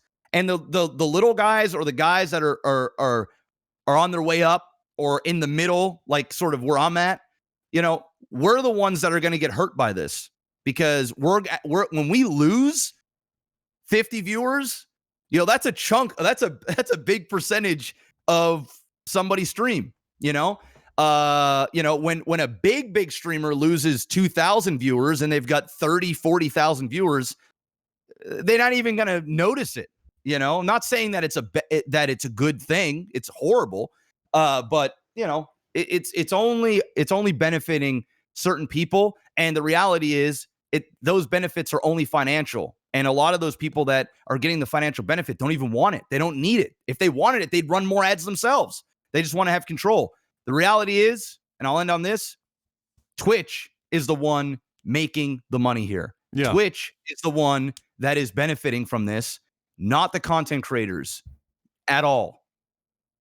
And you can't even turn it off or on. You don't even have, and they, of course, they're not going to do that because everybody would have the off button. Everybody would have the off button. Oh, nobody's going to run fucking mid-rolls like that out of the blue. It's crazy. So, moving on, someone sued Nintendo. This is a nice quick one. Someone sued Nintendo over the Joy-Con drift issue, which has been an issue since basically Nintendo released the Switch. It's plagued the majority of Joy-Cons over time. It just seems to just happen over time. They sued Nintendo and they won. This is, I think, I don't know if they're the first person to win suing Nintendo over the Joy-Con issues, but either way, Nintendo has been like kind of shit about having, admitting there's a problem with them doing right by the customers without having them jump through a number of hoops. I think getting a controller back is like a month-long plus process. This guy went through a lot more than that in his, which is why he sued them in the first place. Nintendo should just have long since fixed this as an issue. Why it's still a problem is beyond me. At the moment that it became known that it was a normal thing to be happening, meaning a good chunk or a majority of units were affected by it, they should just fucking fix the shit. Yeah. And why people are even still getting the issue is fucking beyond me. Hopefully it is something that's fixed now in the later SKUs that have been coming out recently. And certainly if they do release a new version of the Switch in March, as we've talked about before, it's been rumored that that is by far done and dusted. Next up, speaking of done and dusted, Razer didn't get breached, but they did leak pretty much everyone's shit anyway. So nobody hacked Razer, nobody like singled them out and like friggin' got their way in and took all this information. Razer just accidentally, by terrible fucking internal coding, managed to leak 100,000 plus people's information. The error actually ended up getting indexed because of how the error was done. And I think Ars Technica has a more technical explanation if you want to see the nitty gritty of this whole thing. The error actually ended up getting indexed by search engines, meaning that people's personal information got indexed on Google and other search engines. It included names, full addresses, email accounts, or email addresses as well. The only thing pretty much that didn't get leaked, and thankfully it was this, is credit cards. Everything else was leaked. So, if you have a Razer account, either through Razer Synapse, whatever their desktop program is, or just a Razer account in general, you might want to change any passwords that you might have, anything related to that you might need to like lock that shit down, because Razer did you dirty. I haven't seen any like comments from Razer yet. There probably is one floating around out there. They'll probably say the same shit everyone does. You know, apologies for the leaks. No credit card information was leaked. Change your passwords, and we promise moving forward we'll have triple, quadruple checks on every fucking whatever. It'll be the same thing. So there you go. GDPR can cost you 1% of your total company worth for that shit. Yeah, in Europe, GDPR will fuck these guys royally if people wanted to. And really, people should be making use of that as often as possible, because I feel like once a month a major company that's rolling in a lot of money somehow manages to leak endless amounts of information. Oftentimes, they've leaked it, they know, they don't say anything, and we find out about it like a calendar year later. Yep. It's like, oh, you know, what was it, Equifax or whatever? It was like, oh, it was like fucking endless people's entire credit. Just is all fucking out there. Have fun. And they never really get hit all that hard for it. It's always hilarious to me. So yeah, might want to do that if you have Razer account. Now, for the moment lots and lots of people were waiting for. the PlayStation 5 event, Jeff. It happened. We finally got the PlayStation 5 event. Did you catch any of that shit when it went up? No. Didn't watch a single thing. Didn't watch anything? Okay, well, No. let me, okay, you didn't see any trailers or anything after the fact? I watched 0. Wow. Okay, well, then maybe we will... That tells you where I'm at for console gaming. Exactly. My fuxometer is 0. It's literally 0. So we'll go over this, and then you let me know if you want to watch any of these trailers on this list, and we'll pop a trailer or something in, and we'll give our ad revenue for this podcast to another company, whoever claims it first. So, PS5 event. It started off with a bang. They started off with Final Fantasy 16, which was rumored for a while here, but obviously it was coming. It was just a matter of when. They started off with Final Fantasy 16. They had a full trailer for it, showing off characters and giving loads and loads of exposition. And I guess if I had to describe it, since you haven't seen the trailer, first of all, it's the team that did, or a few of the guys that did Final Fantasy 14, the MMO. And it's the guys that saved the MMO. So it's not the ones that fucked the original launch and everything went to shit. It's Yoshi P, who is the guy that everyone wanted to do a mainline Final Fantasy game. He was rumored to be on this project. He is on this project. So the man that saved Final Fantasy 14 is heading up Final Fantasy 16. And you can immediately, in the opening for this trailer, see his Final Fantasy style all over it. And so it's very much a Yoshi P production. Which is funny, because when I saw the responses to this trailer, it showed me just how divided the Final Fantasy community is. So, when I saw the trailer, I was net positive on the whole thing. I liked that it was going back to Final Fantasy's original roots, which is that, like, kind of, medieval English kind of shit, the stuff we got in, like, 4, 5, 6, 9, in the Final Fantasies, that vibe, of, like, medieval type stuff. So I liked that I saw that. I liked that the story seemed, way more fucking coherent than the Final Fantasies we've been getting as of late as well. The only things that I wasn't a big fan of, obviously the combat is still being built off of Final Fantasy 15. What we saw in Final Fantasy 7 Remake, and now it's this. We didn't see the game's UI, so we were just seeing the combat, but it was very obvious that it is looking, you know, I guess they didn't want to show UI because they didn't want to, they probably don't have everything in combat locked in yet. Like, they don't know exactly how combat's going to go. It is going to be action combat by the looks of it. Probably not too dissimilar from what we got in Final Fantasy 7 Remake, with some more tweaks as they go along, because that was built off of Final Fantasy 15's. And the other thing is that the characters were just very, I don't want to say bland, but they also all looked almost like they were pretty much either NPCs from other Final Fantasy games. Like, none of them really stood out as a main character, which sometimes I like, because it makes things a little bit more believable when it's not everyone's wearing like 1,001 fucking like belt buckles, and they don't have like a 78-foot tall hairdo or fucking like whatever. Like, it's a little bit more, you can connect with it a bit more, even though it's Final Fantasy. So I like it in that regard. But it also looked like pretty much every other lead character from a Final Fantasy game in like the last while. Is the black hair, the kind of like disheveled fucking black hair look. But I'm net positive on the whole thing. And the reason why I'm net positive is because it's Yoshi P, and it looks like, from a story perspective and a tone, and the music was good. It felt like Final Fantasy to me. It felt more like Final Fantasy than Final Fantasy 7 Remake did, and it sure as hell felt a lot more like Final Fantasy than Final Fantasy 15, which was like a fucking weird, I don't know what the hell that was.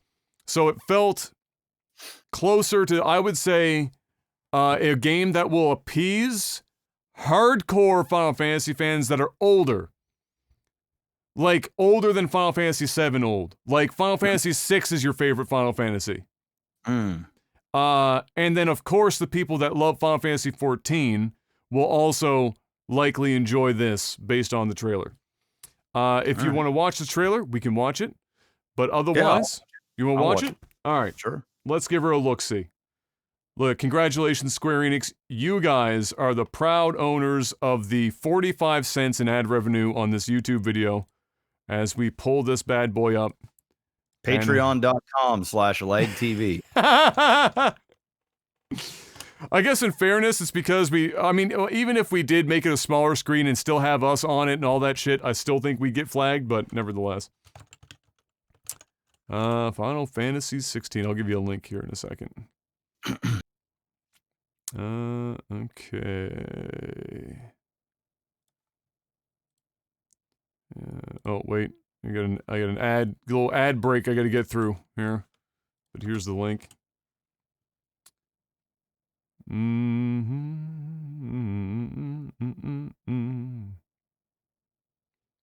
Still an ad.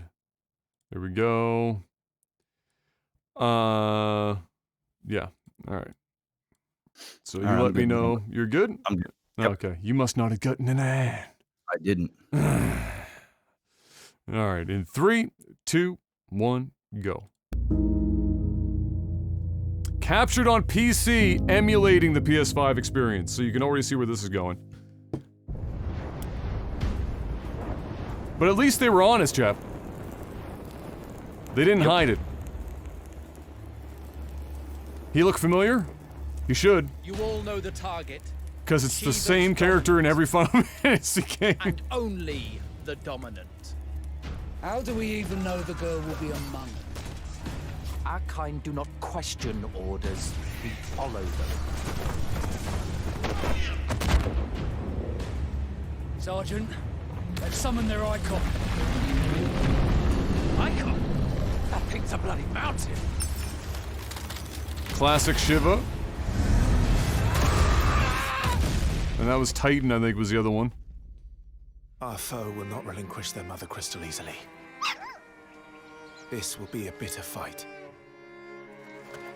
You should not be out of So you can see how this is very much the old medieval, old English, Final Fantasy 12, Final Fantasy 9, Final Fantasy 6. I think 4 was also like this too. I'm sworn to protect him. Fuck, that looks like every Final Fantasy fucking lead character. What do you mean you refuse? Did you not pledge your swords to our cause? Marlboro? What does it matter? Or is it Marlboro? I can't remember. That's a cigarette. It was the Dalmex who drove back the Crusaders in the Battle of the Twin Realms, was it not? Without the blessing of the Mother Crystal, we cannot defend our realm from the spread of the Blight.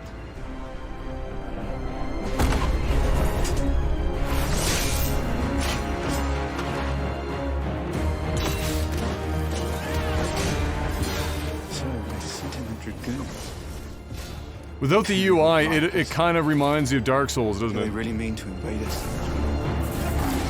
But you know the combat is going to be well, it's Final Fantasy 7 or 15. Oh, that dude got wrecked. It's the Archduke's son. Phoenix. Stop this!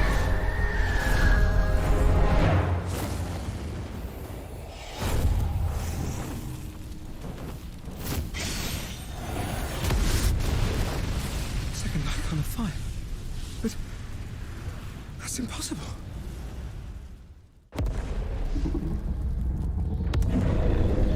My boy, Ifrit. Apparently the bad guy again, unfortunately. The legacy of the crystals.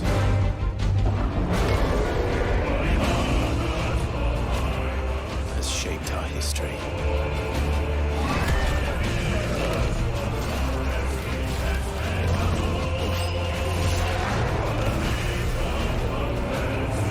For long enough.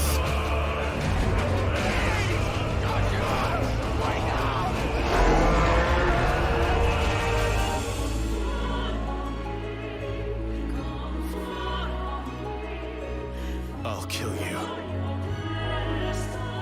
If it's the last thing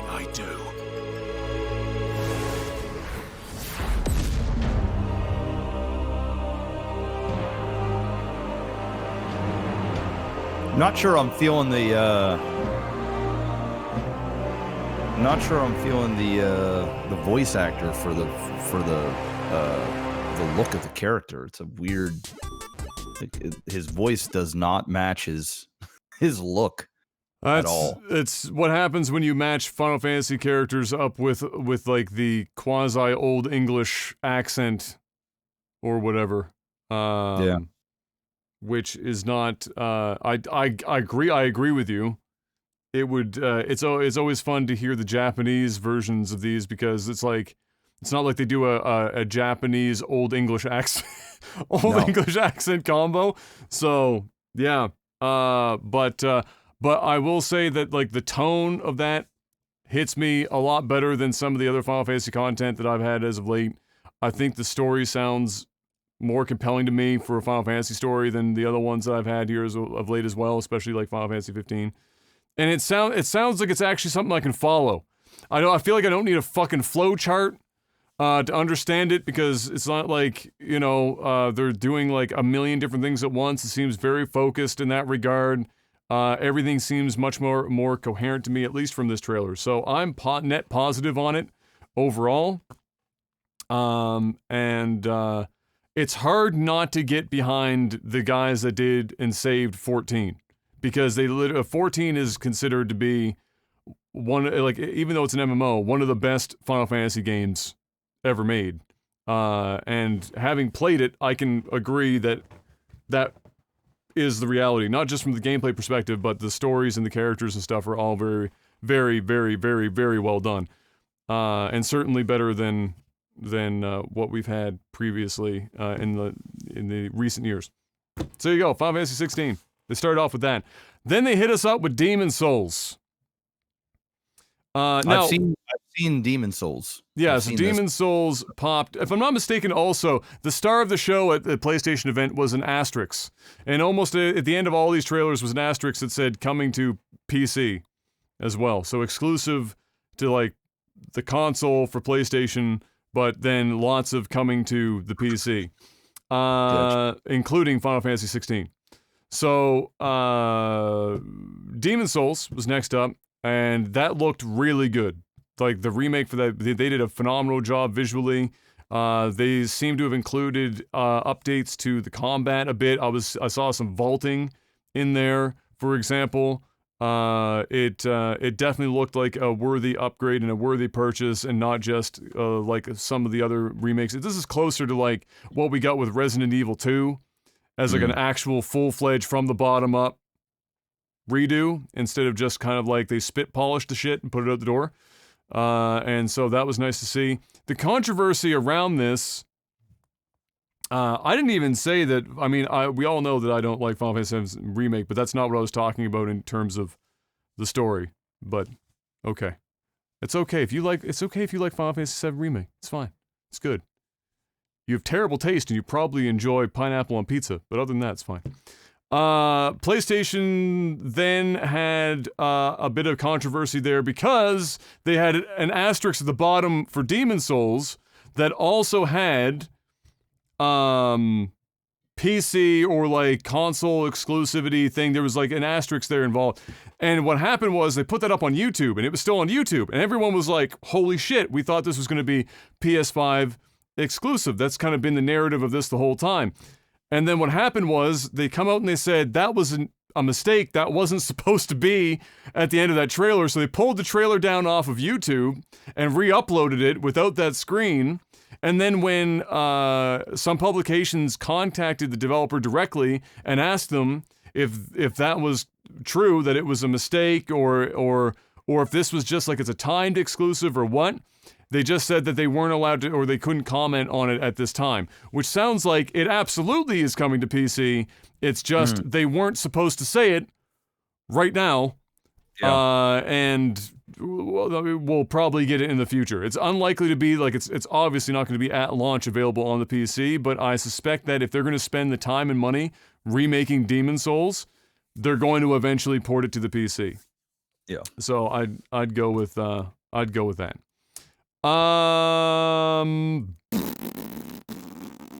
Then we had Resident Evil 8 also showed up. We got a little bit more of that. It was basically just a little bit more trailer stuff. Didn't show anything too crazy. It got very Tim Burton in the trailer. There was like this mother and daughter were having a conversation, and they had like this visual novel kind of looking piece to it it looked like The Nightmare Before Christmas. Like the characters were super Tim Burton. It was very weird, but Tim Burton's awesome, so it's not like anyone was going to complain about it.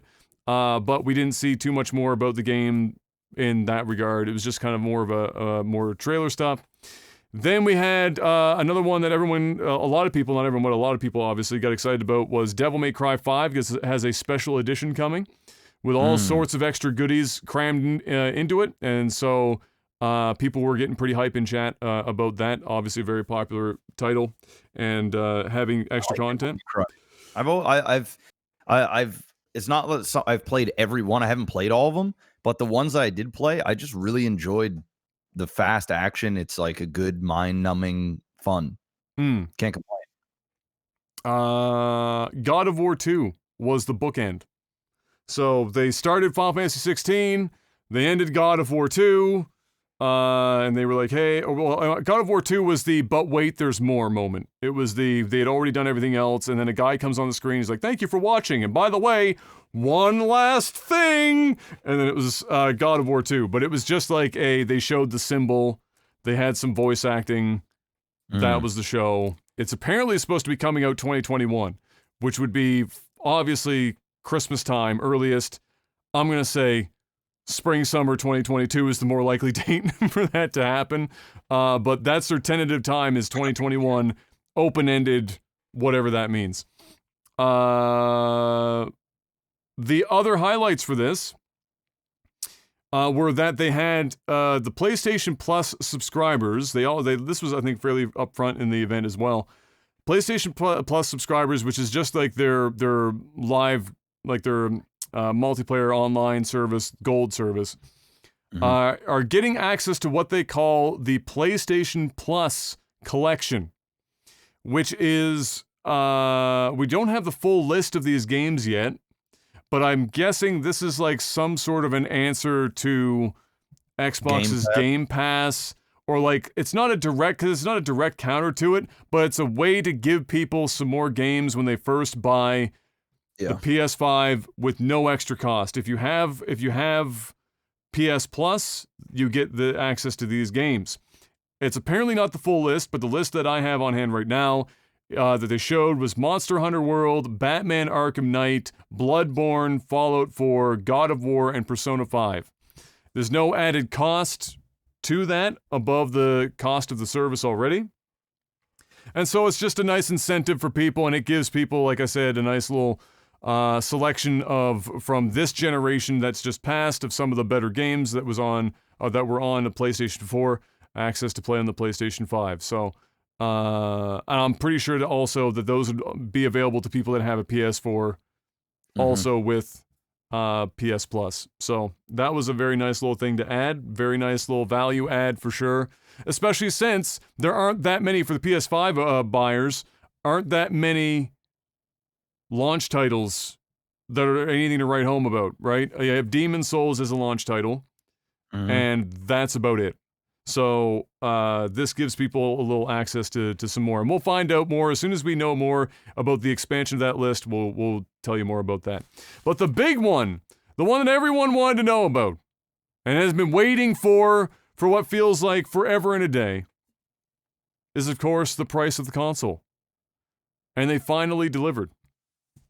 We now know that the main PlayStation 5, the disc-based version, or the one that comes with a disc reader, is $499, the same as the Xbox Series X. That's a no-brainer. The one that everyone was obviously a little bit more back and forth on was how much the discless one was going to cost.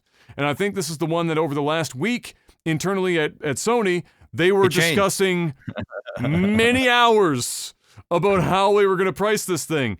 I don't know if I necessarily believe that it was going to be this price originally.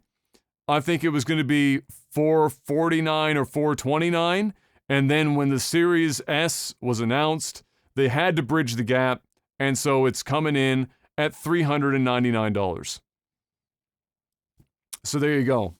$499 and $399. Then the crazy thing was they pretty much put up pre-orders not long after that event. And there was like no real notice for when this was going to happen. And so people have been scrambling over the last 24 hours to try and find places to pre-order the PS5. And it's been a complete crapshoot. And they've been selling out absolutely everywhere for obvious reasons. It's a new console. People want to get their hands on them. Scalpers are going to fucking put the shit on eBay. There's probably already like 50 of them on eBay for twice the value of the console. That was really weird to me. Because earlier in the year, in the summer months, when Jeff Keighley was doing the summer games thing and he was talking to the guys at PlayStation, they said, are we going to get a heads up as to when we're going to be able to pre-order the console, etc. He said that we plan on giving a firm date and a heads up for everyone on the pre-order date for the PS5. You're going to have lots of lead time. And lots of lead time to him was apparently like 7 hours. So they rushed that out. I don't know if that was also a last-minute decision they had where they were like, we need to get in a little earlier over Xbox or what, but they did it, and people have gone crazy trying to grab one. Did you try and get one at all? Did you get your hands on one? Bro. No? No. I mean, I'm not. I'll get one. You know, I don't need to be that guy or gal that needs to have it the moment that it hits the shelves. Yeah. Sorry, I lost my train of thought because I had a phone call. I'm sure I'll probably find one, but if not, then I'll wait until. There's really nothing other than Demon Souls that you can't play anyway as it is, so it's not really that imperative. But nevertheless, they sold out pretty much everywhere. So yeah. And yeah, last time, and I walked into Costco and bought one. You know what I mean? So like, we'll see. It's true. I could say, I mean, that wouldn't be surprising if you could still get like day one of the PS4, and it was a fucking shit show. Everybody could get it. I walked into Costco and took one off the shelf. It was that easy. It's just that easy. Just that easy. It really is. And that was pretty much it. That was the event. So, it was good. They showcased their games. You know, they had a couple of extra heavy hitters there with Final Fantasy 16 and God of War. And now we see how this all pans out. We have the release date for the PS5 is November the 12th, I think, and then the Xbox is the 10th. And then Xbox announced the pre-order date for the Xbox, I think, is I want to say it was the 22nd of this month, I think, is when that's supposed to go up. Everyone will have already known anyway, but I'm pretty sure that's when it was. And so there you have it. You'll have your, you got lots of lead time for the Xbox. Handful of hours for the PlayStation, but you know when to start clicking for the Xbox on the, I guess, the 22nd. So there you go. And that was it. So, next up. In news I certainly didn't expect to get this year, Myst is getting completely redone from the ground up in what looks like it might be Unreal Engine 5 or an Unreal Engine of some kind, I'm not sure, but they're completely redoing the original Myst to be done for VR. It'll still play, obviously, on a regular screen as well, but they're rebuilding it and including things like solution randomization for certain puzzles, so it's not just the same thing every time. Amongst other little additions, their quality of life improvements and whatnot, and so that's coming up. I don't know. I don't have a date here, but they have a trailer for it that they showed off. A little sneak peek. It's up on Steam right now to wishlist if you want. It's just called Myst, and yeah, it looks really good, and that's exciting because for me, what that means is that there's a chance that Riven gets redone at some point in VR, and that, like I've always said, that would be the one game that would make me at the very least stop and pause and consider picking up a VR headset. So there you have it. I will absolutely be playing that game when it comes out. I just want to see what they've got. You know, I want to see how all the new stuff is for it, and how the puzzle randomizer and stuff pans out, because that was one of the. It's not really a flaw. I mean, the game was made in 1994, but you could theoretically finish the game if you just knew the solution to like the last puzzle. A little hard to brute force. You would have been there until you were 90, but yeah, I think this is cool. I think what makes this most exciting for me is that like people that never experienced Myst will be able to experience Myst in the most immersive way. I'm not personally going to buy it because I've beat Myst now like 3 times. Yeah, exactly. In like 3 different versions of the game. Yeah. The only way I think I'd buy it is if they said that they had like new puzzles in there. But then again, when you add new stuff, you take away the integrity of the original. And so, you know, it's one of those things where I know I won't buy it, but it's cool that it's happening. Yeah, what it also makes me, you know, happy about is that it tells me that Cyan as a company is doing well right now, because they're working on multiple projects at once, and that tells you that their staffing is good, and that we are more likely to get puzzle adventure games from them, because really, I'll say this until I'm blue in the face, nobody has done puzzle adventure as good as Cyan has done, and it's such a niche market that it's not like it attracts a lot of people to make puzzle adventures. So, but VR is like the one thing that makes so much sense.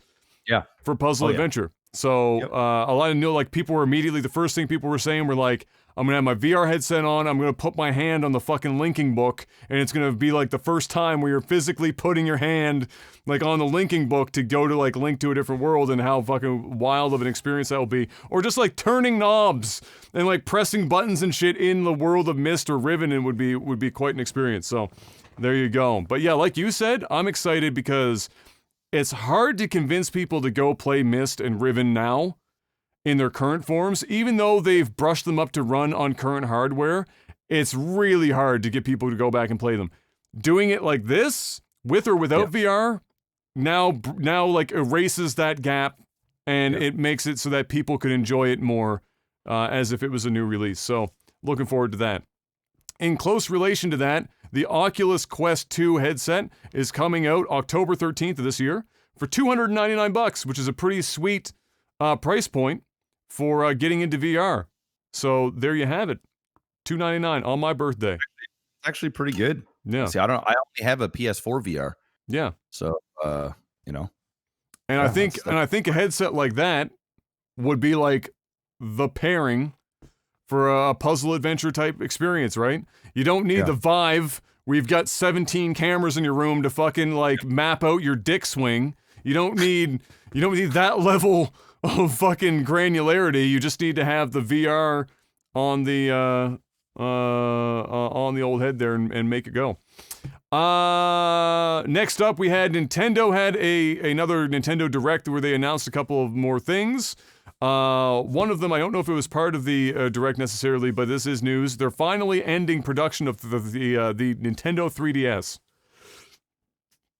That was still going, but there you go. And the Nintendo 3DS finally ending production. That's, I think, Nintendo's most popular console of all time, if I'm not mistaken. And by no small margin. They have probably made a batshit crazy amount of money off of the Nintendo 3DS. Games are expensive too. Like the resale value on some of these games are pretty insane. Is the aftermarket really good for them? Yeah, very good. Now, there's going to be a lot of collectors that are going to be collecting a lot of 3DS stuff. That shit is going to skyrocket in price. Because it's just one of those handheld consoles, kind of like the Game Boy Color was, where they could just last a long time. And even when the next generation comes out, it still kind of holds its own. Or like the Game Boy Advance, it's sort of the same thing, but the 3DS just takes to a whole nother level. It's like it's a one hell of a fucking handheld console. Probably the best handheld console ever made. Oh, without question. Oh, 100%. You know, you get yourself a 3DS XL and a carrying case. I got one right in my closet there. And fucking Bob's your uncle. You're good to go. And a lot of quality games and the resale value works, and then because it's a handheld game, people's expectations, it's not like a console or a computer game where people look back and are like, oh, the graphics aren't good, or oh, it's a handheld fucking game. So like nobody gives a shit. So that's why probably the resale value and people wanting the games never really goes down all that much. And so there you go. It's finally coming to an end, which means hold on to whatever you've got. It's going to go up in value. Or, just wait for a little bit and then sell it. Make your money. Either way, it's coming to an end. And then the big takeaway, other than a couple of things that happened in there, we'll just talk about this one thing for Nintendo's Direct, is that 2 games of Monster Hunter are coming up for the Switch. Monster Hunter is getting bigger and bigger, and ever since Capcom discovered that they had enough light bulbs going off in their mind to put Monster Hunter on more than just one console at a time or one platform at a time, they're like, man, Monster Hunter makes a lot of money. Who would have fucking guessed? And so here we are. It's now coming back, and it's going to be on the Switch, where you've got Monster Hunter Rise and Monster Hunter Stories 2, Wings of Ruin.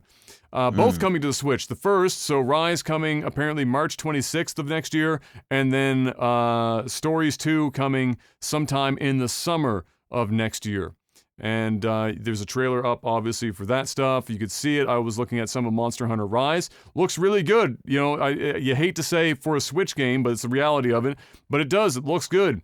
It looks like it's running pretty smooth. It's not frame rate choppy to fuck from what I've seen, at least not nearly as bad as some Switch games. And it's going to make a lot of people happy because Monster Hunter on the go with a Nintendo Switch or a Switch Lite is going to be a big thing, because that's where they stuck Monster Hunter on handhelds for the longest time for that very reason. It was like the biggest thing in Japan was just Monster Hunter on handhelds. So they've got that coming back soon. Mr. Black, we finally got through all of that video game content. It's time for a quick sellout. I have no problems this week, honestly, other than my bed. And so feel free to just give us a classic sellout.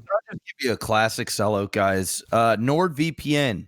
You can use the promo code OTT and get 68% off a 2-year term. They're going to throw in a bonus month for free.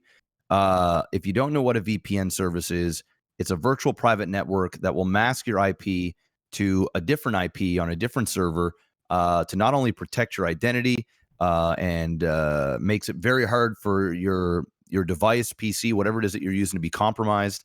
But on top of that, and what it's used for a great deal, is masking your IP so that you no longer get region blocked for specific content. So, for example, you're watching YouTube and you get that little pesty, this is not available in your region. You can, by one click of a button in NordVPN, mask your IP to a different country, different region, different place, and immediately gain access to that content. You can use up to 6 simultaneous devices. There's a 30-day money-back guarantee, so if you don't like it for whatever reason, you can get your money back, and you get to support the podcast all at the same time. So promo code OTT. They're a big sponsor of the podcast and of my stream as well, so that's the reason why it's promo code OTT. And you've probably seen NordVPN everywhere. They got top-quality servers. You can stream on them. You can game on them. You can stream and game on them at the same time. Tons of streamers actually stream on NordVPN. Go and pick up yourself a 2-year subscription and get 68% off. Also, we've got Elgato. If you don't already have a Stream Deck, you all got to get one. It is the best piece of hardware I have added to my PC setup since a second monitor of a dual setup. I really do use it that much. There's a reason why I talk about the Stream Deck a lot is you don't even have to be a streamer. Obviously, I use it even more because I stream, whether it is going between tables on poker, whether it is doing emotes in Grand Theft Auto, whether it is changing the scene on OBS, running ads, checking my view count, seeing my CPU usage, playing notifications and sounds, or just sitting around and opening up Google Chrome, opening up my favorite YouTube pages to see if content is up. It does tons and tons of things, opening up playlists for Spotify. You can virtually do anything on this Stream Deck that that you would use for hotkeying on your PC. So definitely go and check them out. If you don't already have one, link is in the description below of this YouTube video. If you're watching this on YouTube, just head on over to Elgato's website, or you can go on Amazon and Google up the Stream Deck and go and pick yourself up one of those bad boys. And of course, we got Patreon. Patreon.com/LegTV. We've been moving up. You guys have been showing some love. Let's keep it flowing. Let's keep it going. Keep going up. We are going to keep doing this. It's what we do. And that's it. Mr. Black, it's now time for movies and TV. Jeff, you know, sometimes, like I said in my tweet for this, sometimes I hate being right. And I really hate being right about this. Fast and the Furious 9 is confirmed to be going to fucking space. I'm okay with that. You know why? Because I just want to see this become more and more ridiculous as time goes on. And, fuck it. Let's go to space. You know what? You know what needs to happen now? Fast 10 time travel so that we can bring Han permanently back as a member of the cast, because we already know that they are trying everything in their power to keep him part of the cast anyway. So let's just retcon Han's death with time travel for Fast 10. Why not? And as it turns out, Ludacris has been working on a replica of the DeLorean, and they simply just literally go back to the future and stop Han's death. Fast 10 just gave you the fucking script. There you go. Boom, I don't expect like any that. money. Just make it happen. Next up, Will Smith successfully penned a deal with Peacock, which is NBC Universal streaming service, for a 2-season order of the Fresh Prince reboot just based on the pitch alone. So they were all in on that. And it's the guys that made that trailer that we watched as well. So I'm not sure exactly what Will Smith is, what his involvement is. I don't know if he's going to just be a producer. Obviously, he's heavily invested into whatever this project is. I don't know if he's investing in it as well, and that was part of his pitch. But obviously, he's getting behind it, and with that, he's obviously going to promote it. He's going to pull a Rock thing, and you're every week, or if they do it weekly episodes, he's going to plug the episodes. He's going to get everybody amped up about this. He might even have a cameo. I would imagine he would in some way, shape, or form, him and Jazzy Jeff. Yeah, I mean, it's great. I love that. The only thing I don't like is that it's on Peacock. And there ain't no way in fucking buying another subscription service. So one of two things are going to happen. One, I'm going to wait until I can get it elsewhere. Or somebody on my Plex is going to have the show and I'm going to fucking watch it. So I can tell you right now, I am not going to be buying a subscription to Peacock because that's the only shitty thing here. Why didn't Netflix buy this? This is prime Netflix content. This is not like HBO content. Obviously Peacock that might have been the differentiator. Maybe Netflix wanted this. And they only wanted to greenlight one season. And then Peacock goes, we'll do 2 seasons. Let's greenlight 2 of them. And maybe that was the thing that got it. Obviously, Peacock needs a show or a series or a line of movies to have people sign up on the platform. I know I'm not. I don't care. Like I like me some Fresh Prince, but I ain't. This ain't it for me. So yeah, but I'm happy it's happening because the show looked great. The trailer and stuff, and Will Smith is obviously amped up about it. And I'd like to believe that he obviously knows the script and he wouldn't, probably jump behind something that's absolute dog shit. Especially it's the thing that made Will. Yeah. It's Fresh Prince. So I would imagine they've got a good script on their hands. Next up, Mulan earned an earth-shattering $23 million in China in its opening weekend, which I can't decide if that's good or bad based on the fact that we're still in the middle of a pandemic, and it's Mulan. I don't know how to feel about that, but you can take it for what it is. Yeah, I would say it's good considering we're in a pandemic. Yeah. What's Tenet's but- been, what's Tenet's numbers been like since they came out in theaters? They haven't been doing great. I think Tenet has made like last time I checked, I think they might have made like a couple $100 million so far worldwide. But you know, they needed to make like a bajillion dollars. Yeah, so it hit 200 million 4 days ago. So it's probably closer to 250 million bucks now. Maybe a bit less, maybe 230. I'm getting all right. You know what? Carry me with Carol Baskin news. I've been blown up 5 times, so I gotta take this real quick. I'll be right back. All right, yeah, no problem. But yeah, no, Tenet obviously is getting smashed because of the Rona, and people are just, you know, obviously I haven't even gone to see Tenet. I haven't been in the theater in 6 months. And I'm like the moviegoer that would rush out to IMAX to go see this, and I'm just not. Even though our cases are minimal, I don't even think there are known any new cases for weeks. But yeah, I'm still not risking it. I'm still not going. But yeah, so there's that. Carol Baskin on Dancing with the Stars has her first dance to Eye of the Tiger. Family of missing ex-husband bought a commercial spot which offers $100,000 for information about his disappearance. It's funny. I'm just reading that.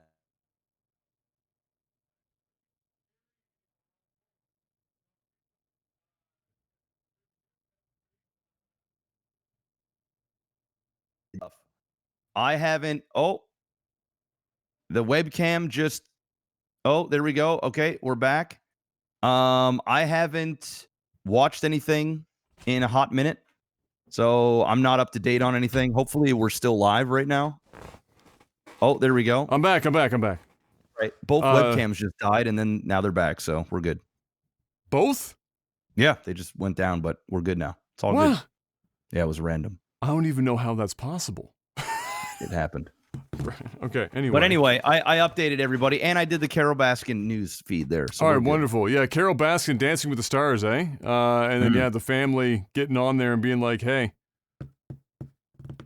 Oh, Just Jeff's. Oh. Probably my internet. Could be. Probably my internet. Yeah, so, yeah, that was fucking wild. Anyway, Carol Baskin. Carol fucking Baskins. That fucking bitch.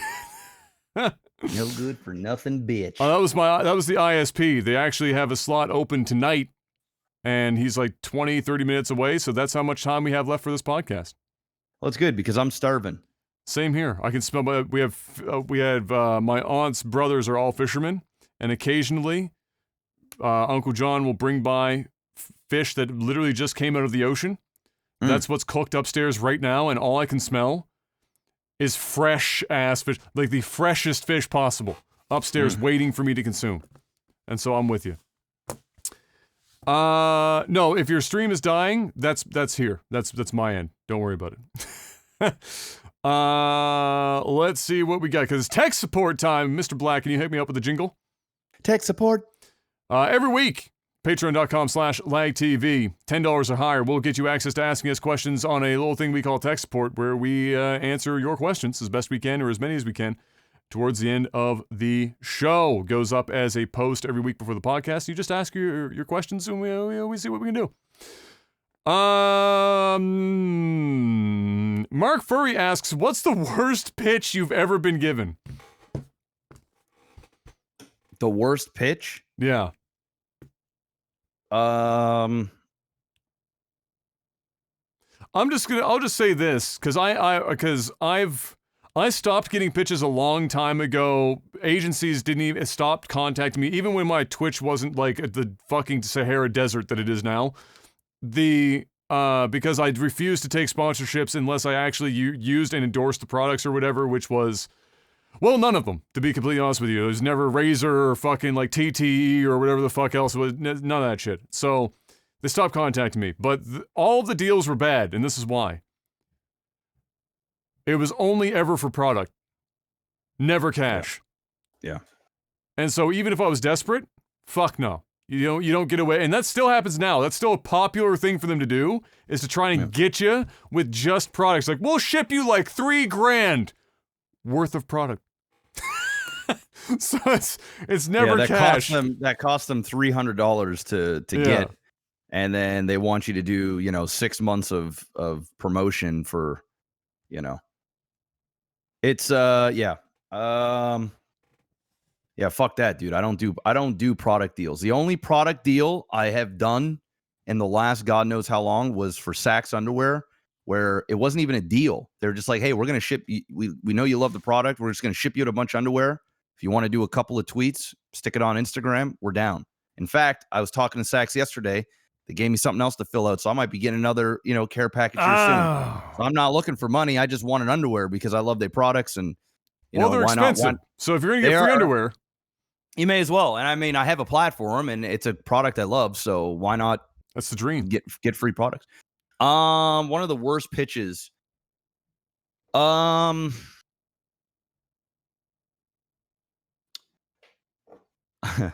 I was gonna say, my mom trying to explain to me why I need a bedroom set, but then the pitch worked, so fleeced. I got fleeced, so I can't really go with that because it's a nice bedroom set, but every time I walk in that room, it's a reminder. My pocket hurts. Where my wallet normally sits, I just feel a tingle there. There's an ache in your leg. Yeah. Dude, I don't know. It's not people. I mean, I get like you. I get like offers all the time to do promotional stuff, but it's just product, and it's just crap. It's just product. Well, what's even worse than that? What's even worse than just product is a lot of these game places. They're like, hey, we'll give you a free code to our indie game, and we'll give you like 5 codes to give out. You just have to play the game for 4 hours. I'm like, dude, what the fuck? Why am I promoting your game? That still happens. I still get game codes and stuff all the time. Or now that I have the website, I'll get stuff for reviews, and it will be for some game that is just never in a million years. No, not gonna happen. No, not gonna happen. No, Alexa. Oh, sorry. No, go ahead. Okay. I was gonna say, like, if you want me to play your game, you're gonna pay me money. Yeah. It's just really that simple. And if I'm gonna play your game and I'm not wanting money, it just means I just want to play your game. Exactly. And I'm just gonna buy it and just play your game. If I have no intention whatsoever to play your game, like none, even if it looks like a good game, but I have no intention of playing it, you're gonna pay me to play it. Or I'm not gonna play it. Exactly. Really simple. Exactly. Alexa asks, I started watching you guys back in 2011, so pretty much not long after we started this bad boy up. When I was 11 years old, what were you doing watching us at 11? Shame on your parents. That's right. I am now 21, and I haven't missed a single upload. It is safe to say that literally growing... This is Alexa. Who is this? Alexa. I recognize the name. Alexa has been around for a hot minute. Literally been growing up watching you guys has affected my sense of humor, thoughts, hobbies, and all around who I am as an adult. You poor fucker. Did you ever imagine you could have had an impact on a stranger like that? Nobody ever, when they sit down to start doing content creation, thinks to themselves, somebody's going to watch me at 11 and they're going to get to university and become an adult and whatever the fuck. And you know what? There's a few people in the community that are like this. In fact, Foxy, who is one of our mods right now here on Twitch chat, was very similar. So he was 13 when he started watching, and now he's 23. And similar story. It's fucking crazy. I mean, like, because they're now the age that we were when we started Lag TV. Wild. But but nobody thinks about that stuff. And for the love of God, I hope that you turned out to be a normal human being, as normal as possible, watching us, because it's a challenge, really. I mean, you might have handicapped yourself. Yeah, I've had tons and tons of people. Actually, somebody messaged me on Instagram last week, and they were basically explaining that, like, hey, I started watching you in junior high, and now I'm married and got kids. I had posted a picture of Kai on there, and he was sending a picture of his his daughter and his family and stuff. And it was a fairly long thing, and he was just going through like talking about the different episodes that like just basically saying that I had a big impact on his, I don't want to say upbringing, but like his I'm a big part of his memory of of course. being, of just like I was part of his everyday for almost a decade. And when I don't really think of that stuff too much. Like I've met many people over the years and at conferences and different things. I've become friends with quite a few of them. And then there's been people in passing, and it's really cool, like hearing stories. And then they know like more about me sometimes than me. Like they'll tell me things that happen. They'll remember exactly, shit that and we did. And I don't even remember because I have done it. It's like an everyday thing, but it's an event for them. Yeah. And like you just create, I mean, the amount of stuff we've done over the years, some people just latch on to certain things, and it's cool to hear that stuff. But then there's also like this sense of like responsibility, and like, it's like, oh my God, don't look up to me too much. You know what I mean? Like, yeah, it's like, I appreciate it, and I have good qualities, but like, don't you don't want that responsibility. Like just don't exactly. Don't put too much weight on me right now, because I'm not sure I can handle it. But it's always flattering, and it's a cool thing, especially when you hear positive things and stuff. Yeah. It's awesome. Dude, it's wild. It just, because all it does is remind me that fucking like we've been doing it for 10 years. Which is just it'll such be 10 years in October. Next month. A crazy long amount of time for us to be doing that stuff. Just absolutely fucking wild. I think the crazier one for me is like content creators that weren't content creators, that were fans of us, that became content creators because of us, and some of them are even bigger than we than we are by orders of magnitude. And so, yeah, there's a lot of just very crazy, very, very crazy. But to answer the question succinctly, in terms of did you ever imagine having it? No, nobody ever thinks that that's going to be the case. And all you can hope for is that if it happens, it's positive. That's all you can hope for. What did Michael Clark Duncan in Green Mile say? Don't you put that evil on me? Was that the line? No, I'm pretty sure that's what it was. Don't put that evil on me. It's like, well, I don't want that responsibility, because if you turn out to be an asshole, what does that say about me? And we already know I'm an asshole, so don't remind me. But thank you, Alexila, and all of those who have been here for nearly fucking 11, well, nearly 10, I should say, 10 years. Yeah. Come October 28th will be the creation date of the YouTube channel. November 1st being the inaugural "This is how you six pool." Six pool tutorial. Which I must say is the most energy I've ever heard come out of Jeff's body in a video. Man, oh man. Just we're here to six pool tutorial. I cringe every time. Some people donate that shit, and it comes through, and then I hear the fucking like first sentence. I gotta turn it off, bro. It's so bad. God, it's so bad. Oh shit, that's funny. I just leave it up there now, just for the memories. Yeah. Yes. Absolutely. Let's see. This is lots of good questions this week. You guys are gonna have to re-ask some of these next week, because we just don't have the time this week. Jorbach,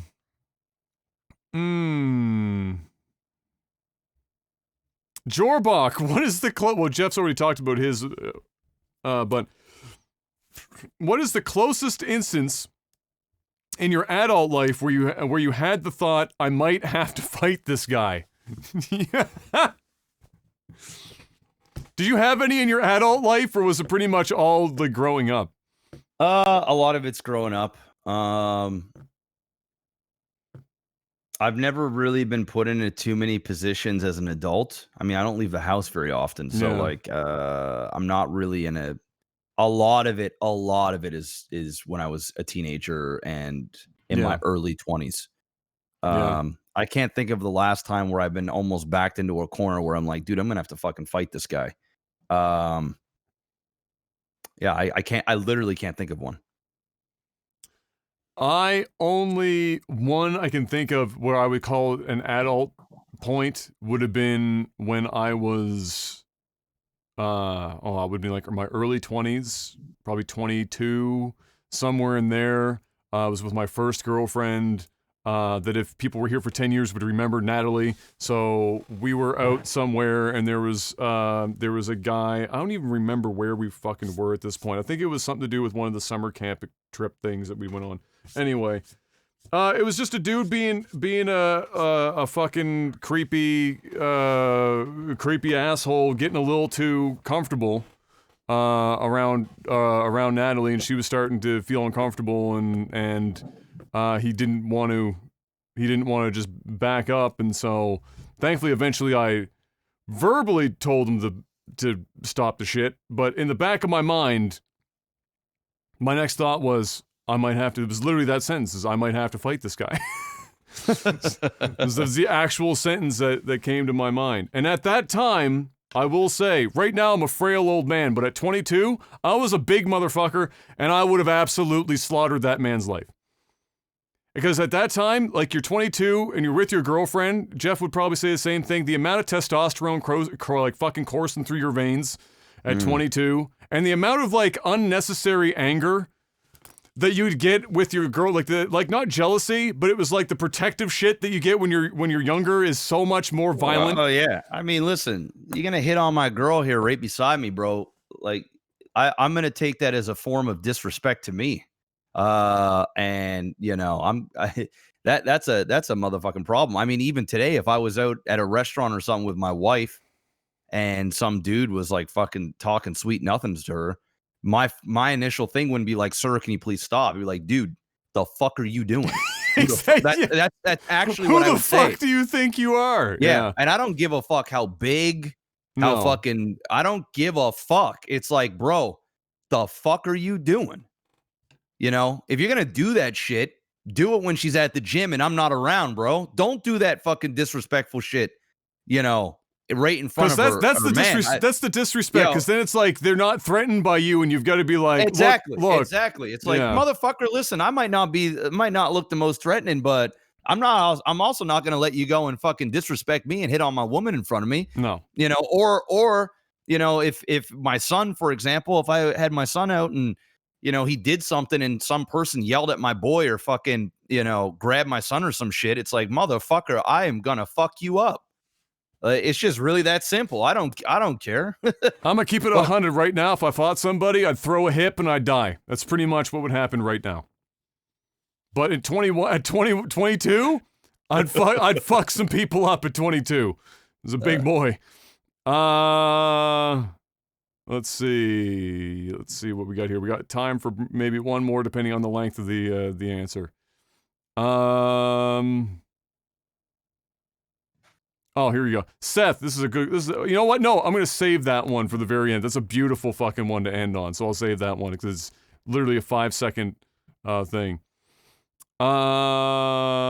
Danish Devil asks, which fictitious childhood traditions were you raised with and will you be passing them on to your kids, like Santa Claus, Tooth Fairy, Easter Bunny, etc.? Which ones did you get in your household? Were you like the whole thing? Or which ones were you taught to believe were actually real versus which ones were just kept like reality? Well, yeah, we did Santa, obviously, Easter Bunny and the Tooth Fairy. The Tooth Fairy thing didn't last too long, but the Easter Bunny and the Christmas one lasted probably until I was in grade maybe 4. It was definitely elementary school. It was like mid-elementary school, 3 or 4, where somebody at school just told me Santa's not real. And then I went home and I asked my parents, I said, hey, Dad, is Santa real? Somebody at school told me that he wasn't. And then he just said, no, it's not. He just literally just told me flat out. Damn. Like, yeah. Hold back, no punches. Yeah. I'm probably be the same way with my son, where it's like, you know, believe in Santa. It's something magical. And it's, you know, I believe in all that. And I think kids need that sort of imagination and thing. But when he hits a certain age, I'm not gonna lie to him. I mean, if he's really young, then I'll say, of course, Santa's real. But if it gets to the point where he's starting to get in, a lot more intelligent, and he's asking me as a father the truth about this, I'll tell him. I won't be as blunt as my dad was, where it's like, nah, he's not real. We lied to you. But it'd be like, listen, mommy and daddy are Santa Claus, and I don't want you going around telling other kids that, Santa's not real, but he isn't. It's more of a spiritual, or the feel, the festivities, and I'll break it down to him in a nice way, but I'm not going to sit there and lie to my kid, especially over some, I think it's important that kids go through those type of things. But then I also feel like at some point you don't baby your kids anymore. And that'll be the way I am. Yeah, of course. Yeah, for me, Santa Claus, Tooth Fairy, and Easter Bunny were only held. I mean, those two got sorted out when I was like fucking 5. Those two, 5 or 6 maybe. Santa Claus, my parents let run a little longer until I was probably like 8, 9. And then all that happened was I remember waking up when mom and dad were like ferrying the gifts to the tree Christmas Eve when I was supposed to be asleep, and I woke up and I was like catching them putting the shit under the tree, and then they were like, and then that was the show. But I was okay with it at that point. Like, yeah, there's like that special like crossover point of age and everything. I think parents just know. Like, I think it's like, I'm not saying that there has to be a number where it's like, you're 7, you're 8, you're 9, whatever. But I think like I probably definitely wouldn't go past 10. It gets a little weird, but I think probably right around 8 years old, it's probably that time. But every parent knows their child and knows the situation. It's just one of those things, you just kind of go with it. And the reality is, I think a lot of the Santa stuff and all this other stuff, I think it's more for the parents than it is for the kids, to be honest with you. At a certain point, I think. Oh, sure. Like early on now, at the age of my son, it's all about, I've noticed this, like, especially with my mom, it's very self-indulging for the grandparents. It's memories for the parents and grandparents, because the kid ain't gonna remember shit. The kid ain't gonna remember anything.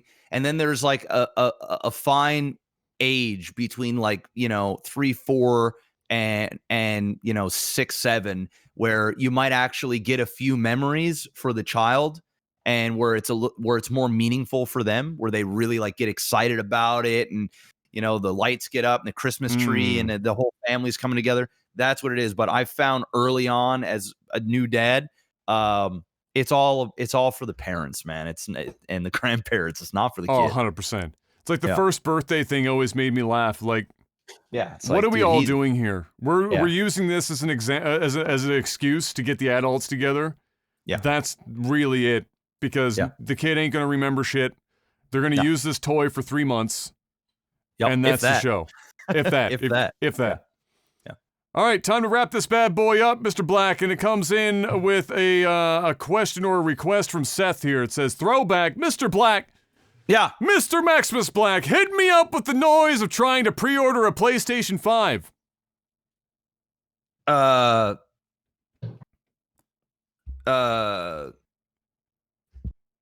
www.bestbuy.com.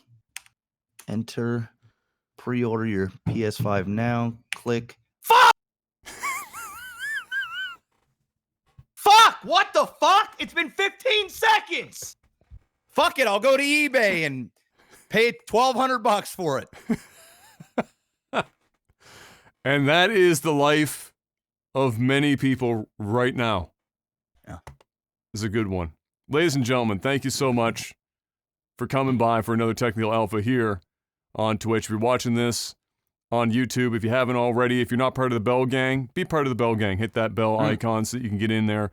First hour, a like and a comment goes a long way into helping us grow this podcast. Patreon.com/ Like TV if you want to help financially keep this bad boy going so that we can continue to be stupid and maybe, if we're lucky, influence the lives of another generation of unfortunate youth. Until next week, ladies and gentlemen, thank you once again. Stay safe out there, wear a mask. Peace! Hey.